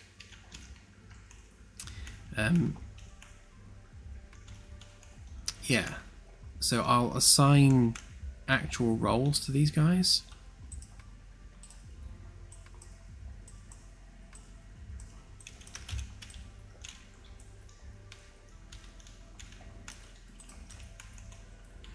So that one, that one, that one,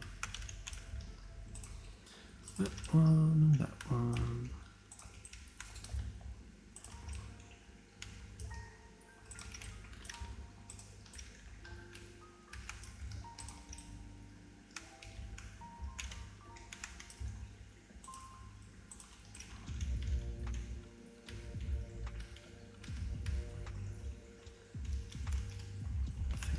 all of them.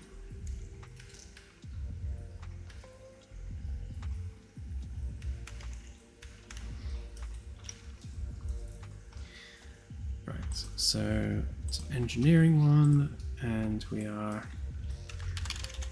checking breakers, because that's all there is right now. Walking to distributor. So they're just going to walk around, check breakers, and they can do that for 10 seconds. And maybe have it so they check them. Again, I'd say every 5 minutes or so, just to stop it getting too crazy. And then I guess we also need some around here. So we got, yeah, so GDEC's on. Sort the toilets out. So walking to the bathroom. Stick on F deck. Using the bathroom, walking to bathroom, 20 seconds. Bathroom.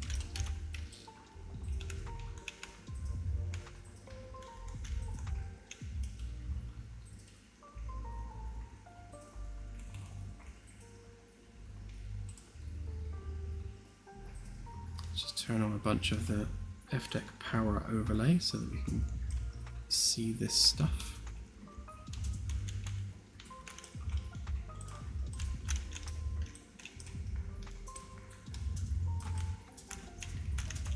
I'll just scatter a few of these around.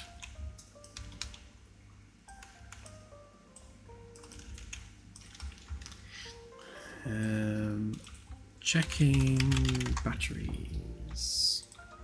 Walking to battery array.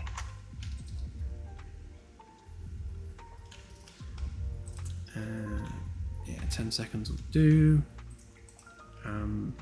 Yeah, 5 minutes per check. Stick a couple in per room just to spread them out a bit across the deck.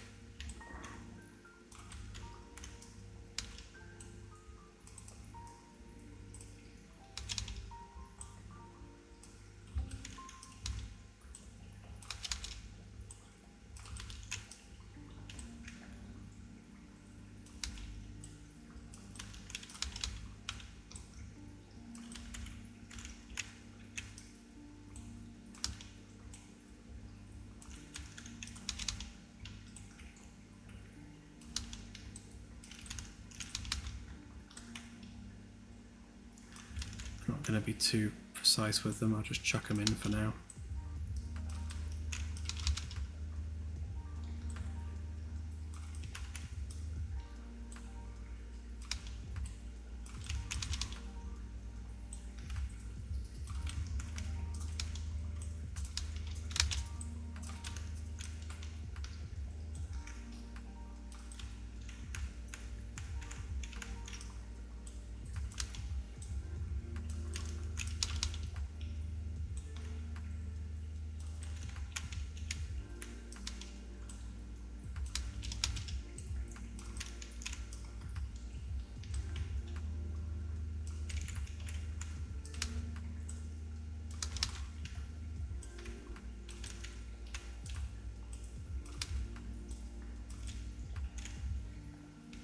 Almost done. I think I'll also set some in the maintenance tunnels as well, where we've got the distributors and such.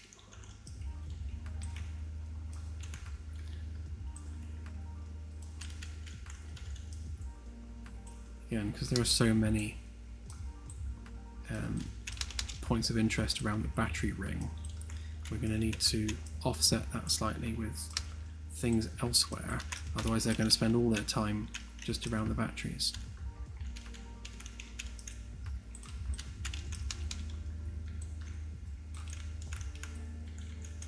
It'd be interesting actually to see if they're all over the place doing stuff. Is 5 of them enough? I mean, I would think it would be. I mean, there can't be that much to do. So, hang on, what's this? So that's the distributor, so that can stay the same.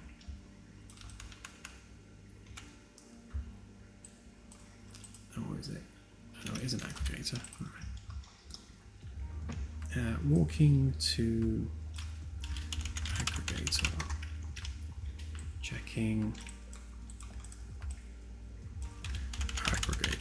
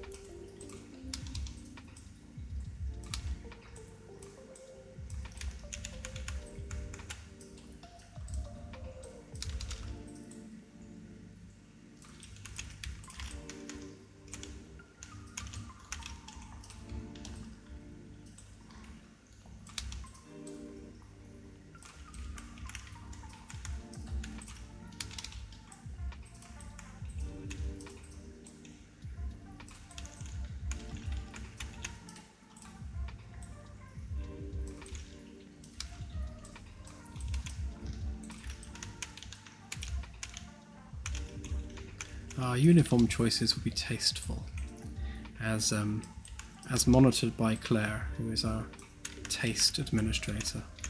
Yep, no scantily clad anything around here.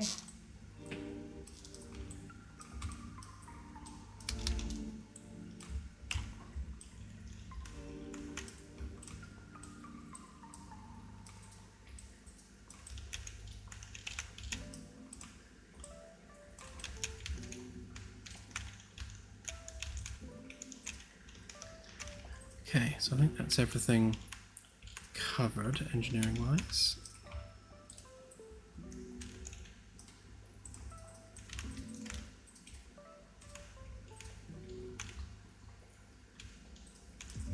So we've got 5 engineers on shift. Takes us up to 45 crew members at the moment.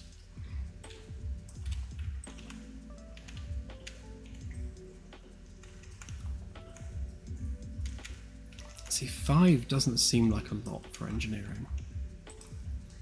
I mean, I guess most of the time you're not actually doing anything. You're just checking to making sure things are still working the way they're supposed to work. But Yeah, we'll have to see what maintenance activities look like and how often things actually break before we put a final figure on the engineering stuff. Ooh. It's numb bum time.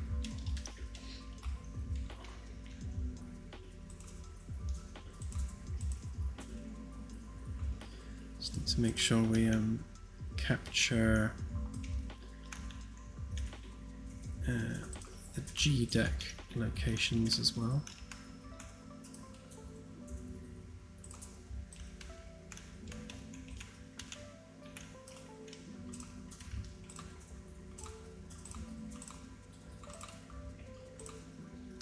Actually, let's do those back ones separately.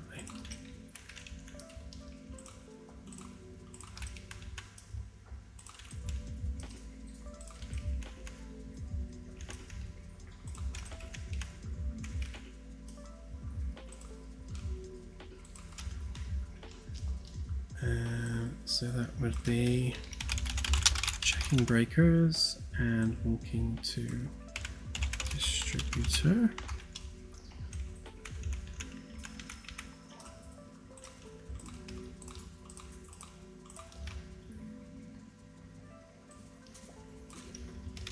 Checking breakers. Walking to HV distributor. Let's start that word again. Distributor.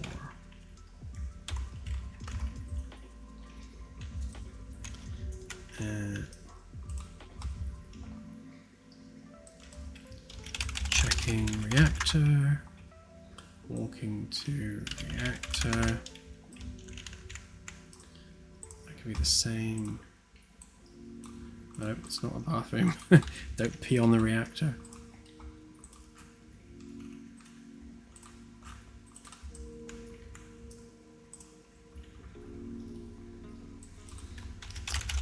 Checking reactor. Walking to reactor. Okay, so this one's done.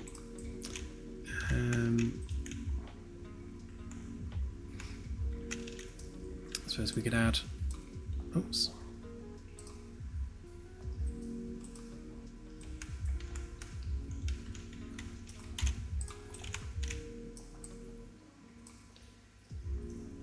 Got the wrong one selected.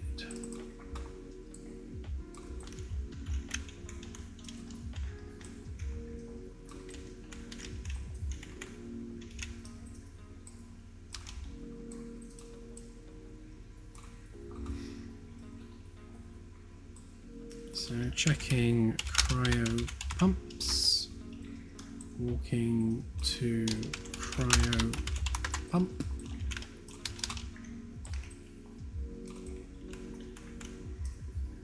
Let's give them a few more places to path to.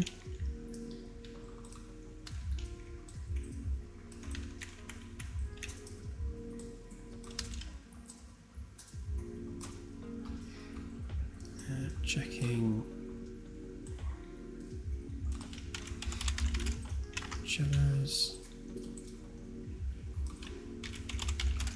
I suppose it's a chiller.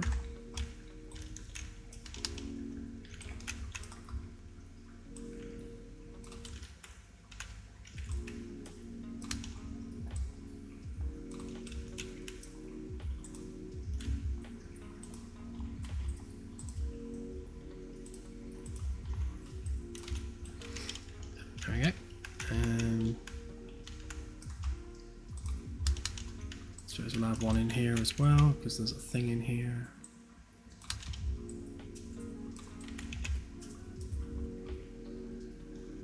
Checking breakers, walking to startup.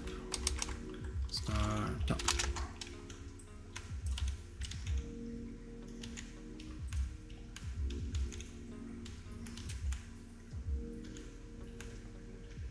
Do we want them in there? Probably not. Let's leave it at that.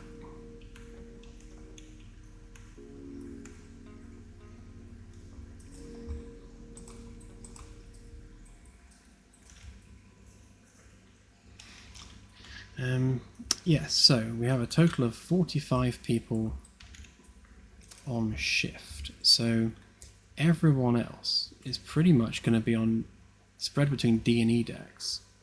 So E deck. Yeah, they're all going to be milling around over here.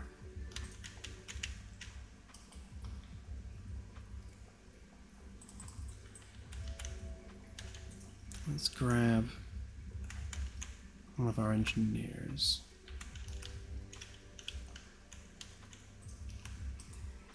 Or anybody. Give me an NPC. You'll do.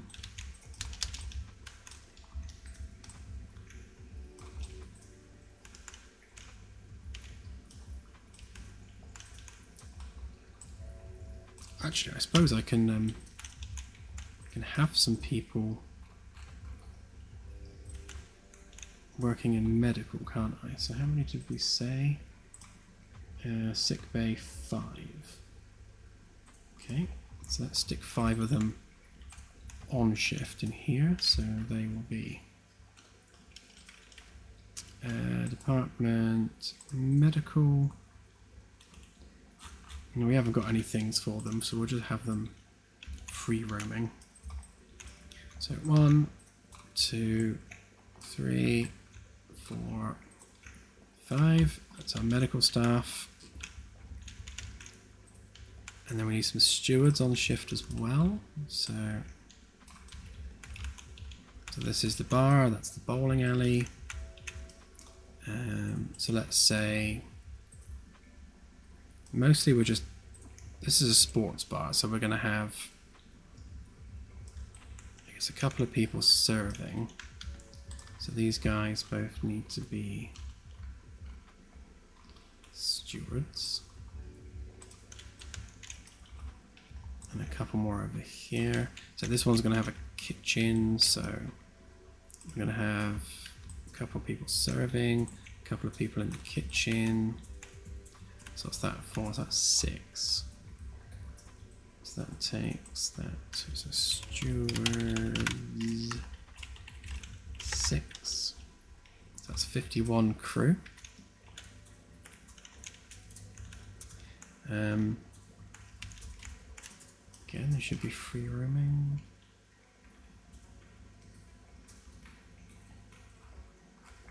Yep. And I think to simulate people that are not on shift, let's just make them civilians.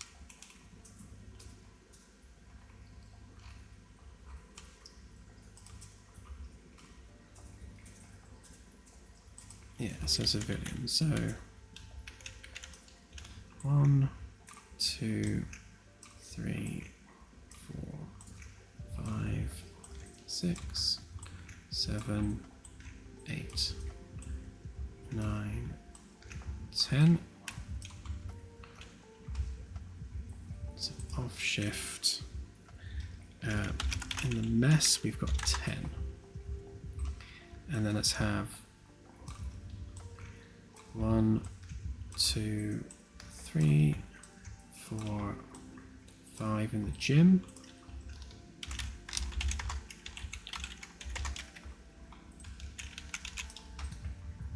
And then we'll have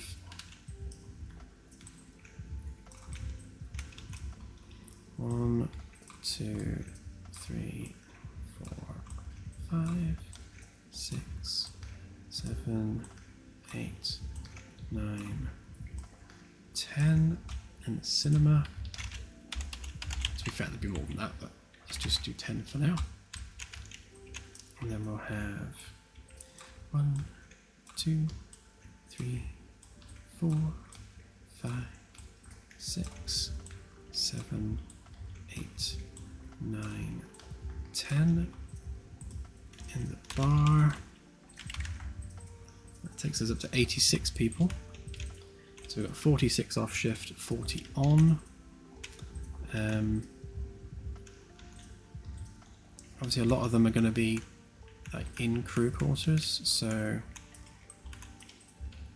let's do that as well. So 1, 2, 3, 4, 5, 6, 7, 8, 9, 10, 11, 12, 13, 14, 15, 16,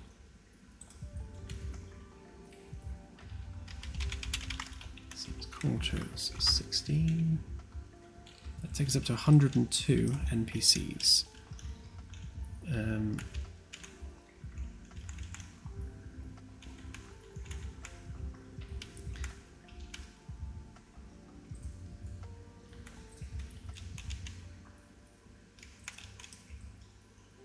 So people that are on shift then, let's stick a couple of botanists in there. So,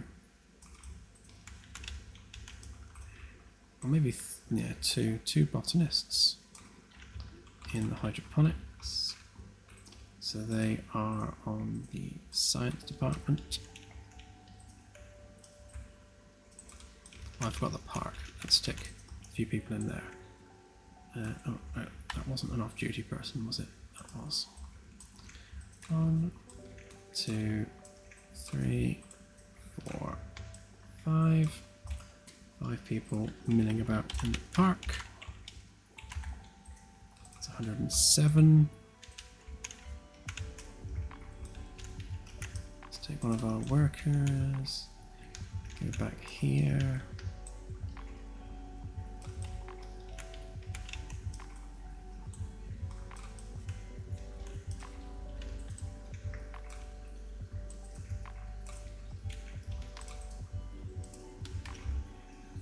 These are tactical people. This is our security office. So security, so that's an extra 3, so that takes us up to 5, so that's 43 on shift. May as well stick some deck crew in here. So 1, 2, 3, let's go for 4 deck crew in the shuttle bay.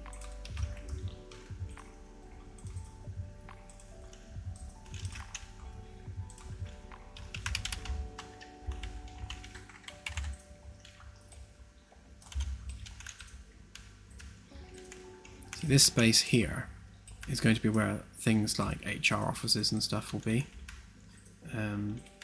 which we don't have doors for yet, so that's something to come.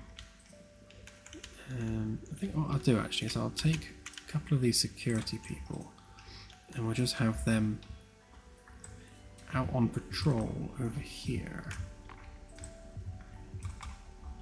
So that takes our security complement up to 7.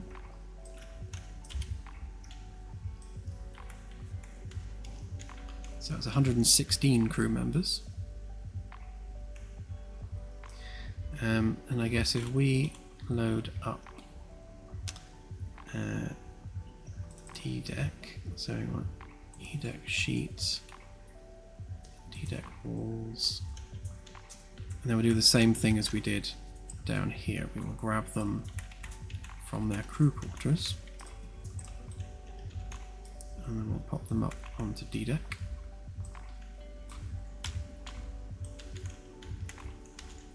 So again, that's 1, 2, 3, 4.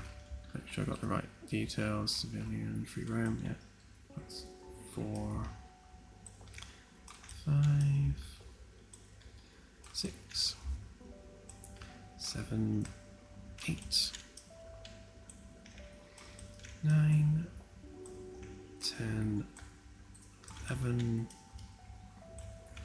12, 13, 14, 15, and that should be the last one, 16. Yeah. Okay, so we've got 16 on the quarters there.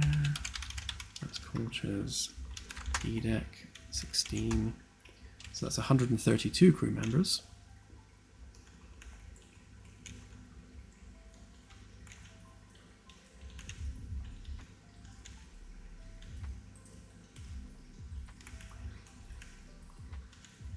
Yeah, so really the question with it is, you know, how empty is the ship with the crew complement we've got?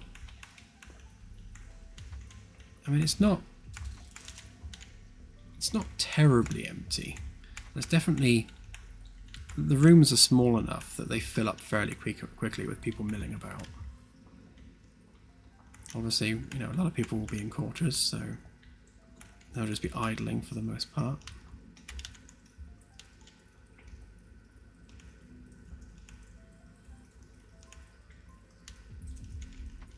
Right, okay, well let's save that.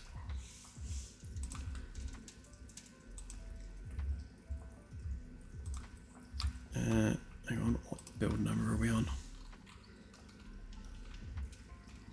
I just want to do this as a quick packaged build. 15. Because it always runs poorly in the editor, so I'd rather sort of get the ground truth.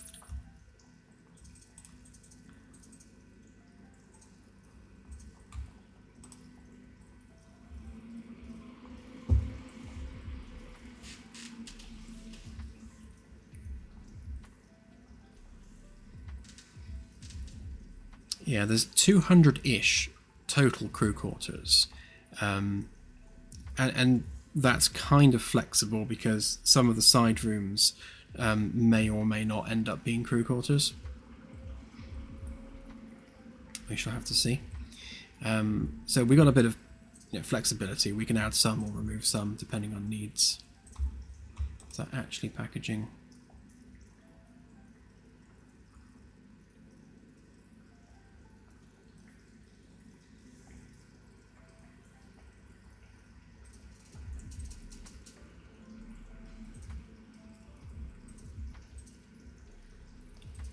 Is it just because the output log is so spammed, or has it frozen? Oh yeah, no, that's what it was. It was just spammed with stuff.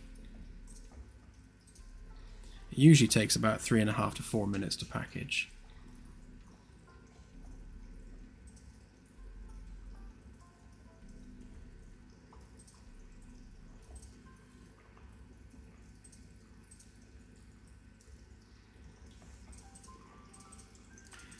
Yeah, I think we'll definitely have some left over. I mean, we're going to try and keep at least 2 of the VIP suites available, although we will have to see, because it would be nice to give each of the senior officers a quarters on C deck. Because we've got 6, so that's Captain, XO, that's 2 of them. We've got Captain, XO, right, Chief Engineer, Chief Scientist, Chief Medical Officer. So that's 5. Yeah, so maybe we can move. See, I quite like the idea that the Chief Medical Officer has quarters by sickbay, so that they're, you know, adjacent to their place of work. But we shall see what we can fit in where.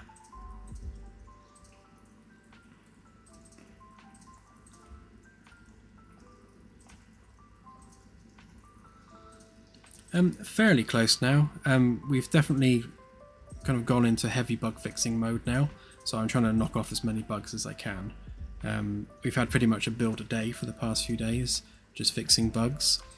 I've got to sort out some stuff with the VR spawning, and just add a couple more locomotion methods. And I think the final thing I need to do is just make sure that the pause menu works in VR, and then we should be good to go with it. Yeah, exactly, Delta.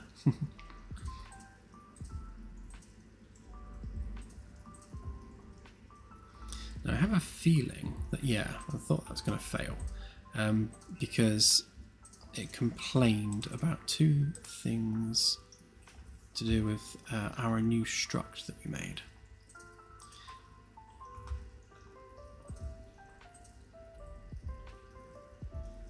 Right, so it was that blueprint there that needed compiling, and we'll compile that,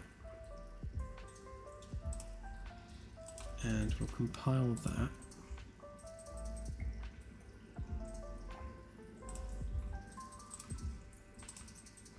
Compile game state as well, for good measure. Right, that should have been all the things that were moaning about it. Try that actually. Before we do that again, let's clear the chunky log so it's not quite as laggy.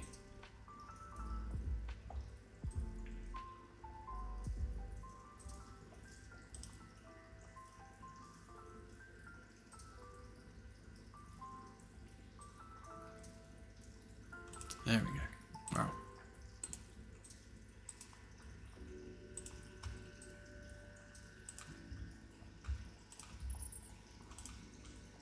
It's better. Right, hopefully that struct is alright now. It's that whole bug that I've mentioned many times before, where if you edit a struct and then save that edited struct, any blueprint that's referencing that struct will lose its reference to that struct, and then it won't compile. Works fine in the editor, but it won't compile. So you have to go and compile every blueprint that references that struct in order to restore the reference to that struct. And that's been broken about 3 years, I think. Quite annoying.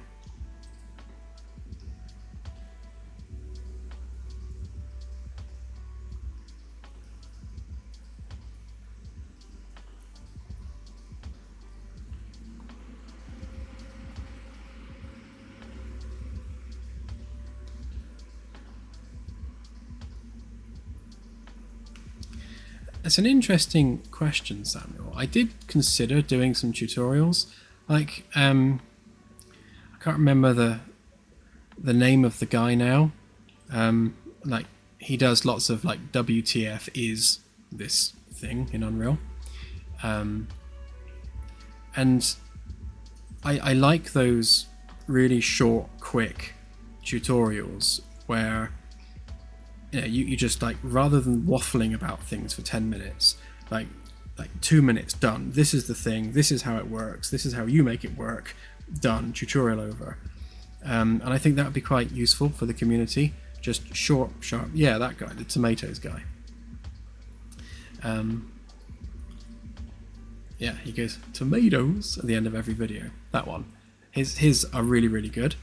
And I think he's like ex-Epic. I think he used to work for Epic Games.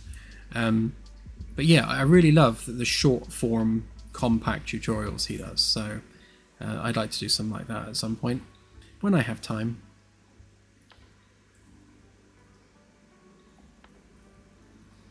Yeah, I just find, if I'm looking something up because I want to be able to do something, or there's a feature I don't understand, like let's say gameplay tags, for example. Gameplay tags is not something that I've delved into a lot, so there's a certain learning curve associated with getting familiar with that. So it would be nice if I could just throw up a tutorial that's like, right, none of the nonsense, this is what they are, this is how they work, this is how you implement them, like with none of the nonsense, just boom boom boom, done. So I think, yeah, stuff like that I find valuable.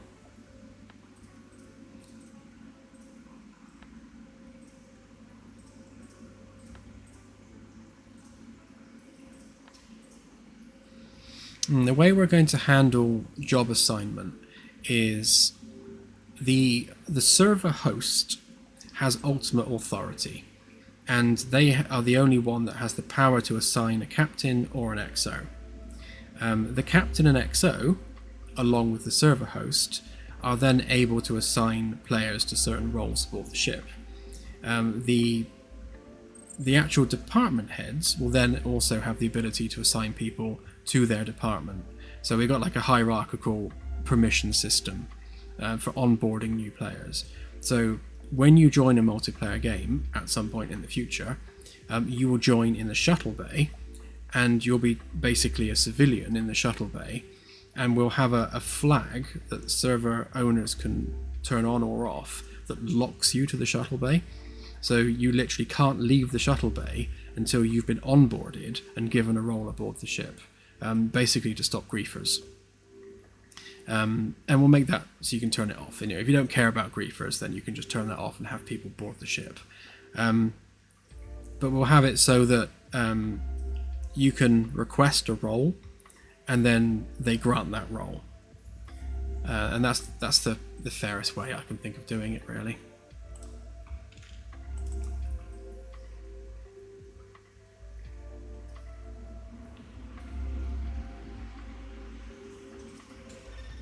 I really do need to fix water worlds. Every time you see a textureless ball like this is one of the water worlds, and for some reason it's missing its texture.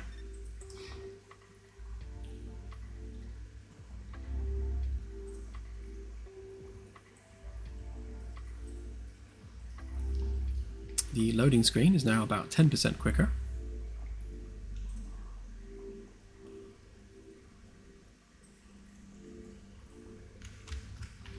Right, so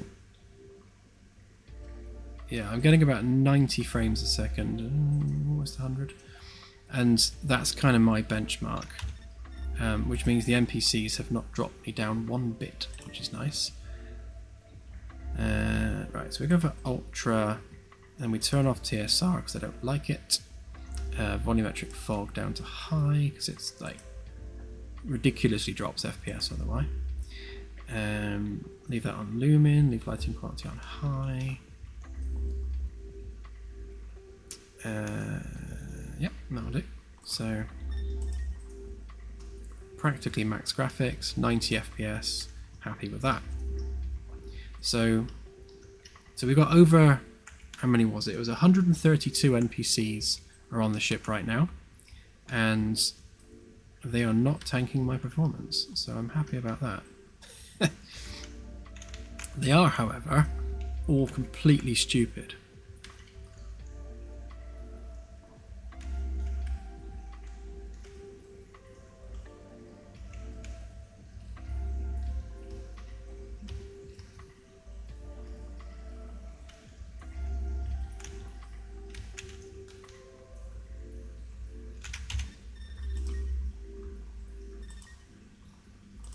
Let's turn on them name tags and see what they're actually up to.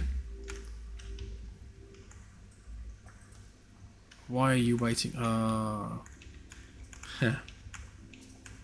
think I see what's happened. Yeah, when I copied the NPCs, I forgot to remove the waiting flag. So like all 11 of them are trying to wait the same tables. See you, Delta. Have a good one, and enjoy your roast. We like a good roast here as well.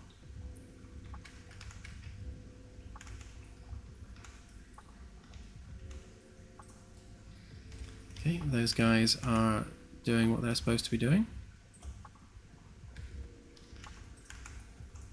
Yep, they're doing what they're supposed to be doing.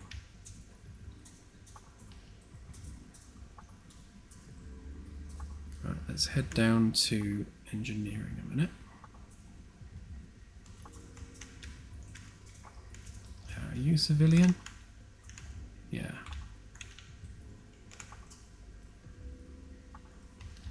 So we've got one of our security people there, who for some reason is doing lab work.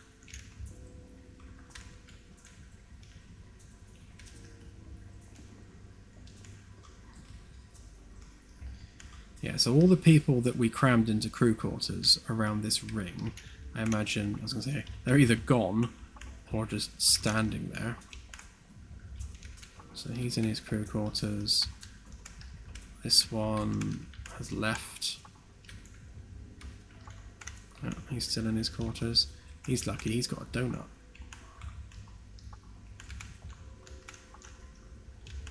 I'm sorry, were you kicking me out? He's like, get off my donut.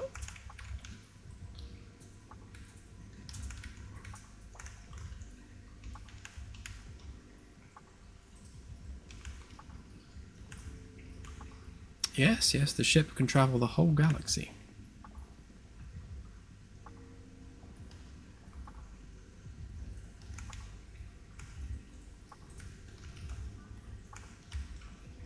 Right, so there are 5 engineers somewhere across this deck.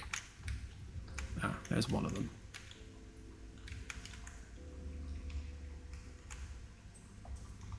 That sounds like a made-up name. I'm guessing it's Welsh. What would that be? Griffith? Griffith? Griffith? Yeah, Griffith. Something like that. I can't speak Welsh.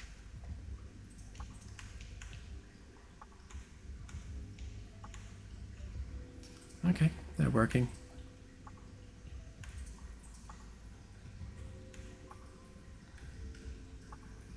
Well, I would say mission success there.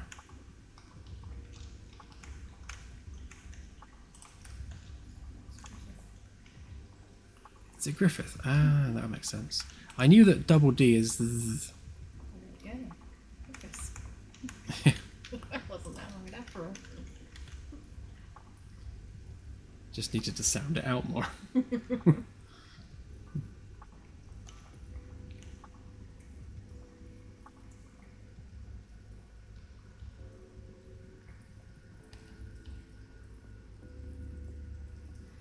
I will indeed, AJ, yes. I've got more bugs to fix, but yes, there will be another build at some point this evening. Yeah, just to answer the question we just had. So, go away, chair. Here is our local galaxy. There are stars and such. And all we need to do is pick somewhere and we can go there. Let's just go somewhere local, like Saturn. And then we will summon an NPC, because I can't be bothered to walk over there. Tell them to nav to the sensor target, and off we go. So you'll see that we will fly over to Saturn. If I zoom it in a bit so we can see more.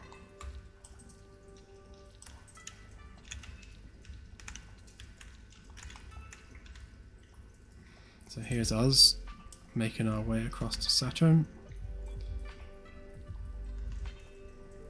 And out of the window there is Saturn in all its glory.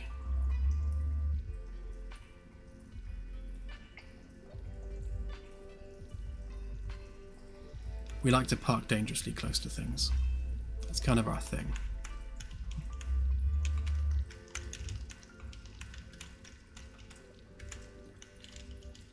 You there. Get out of my chair. Oh, did I break the chairs again? Interesting.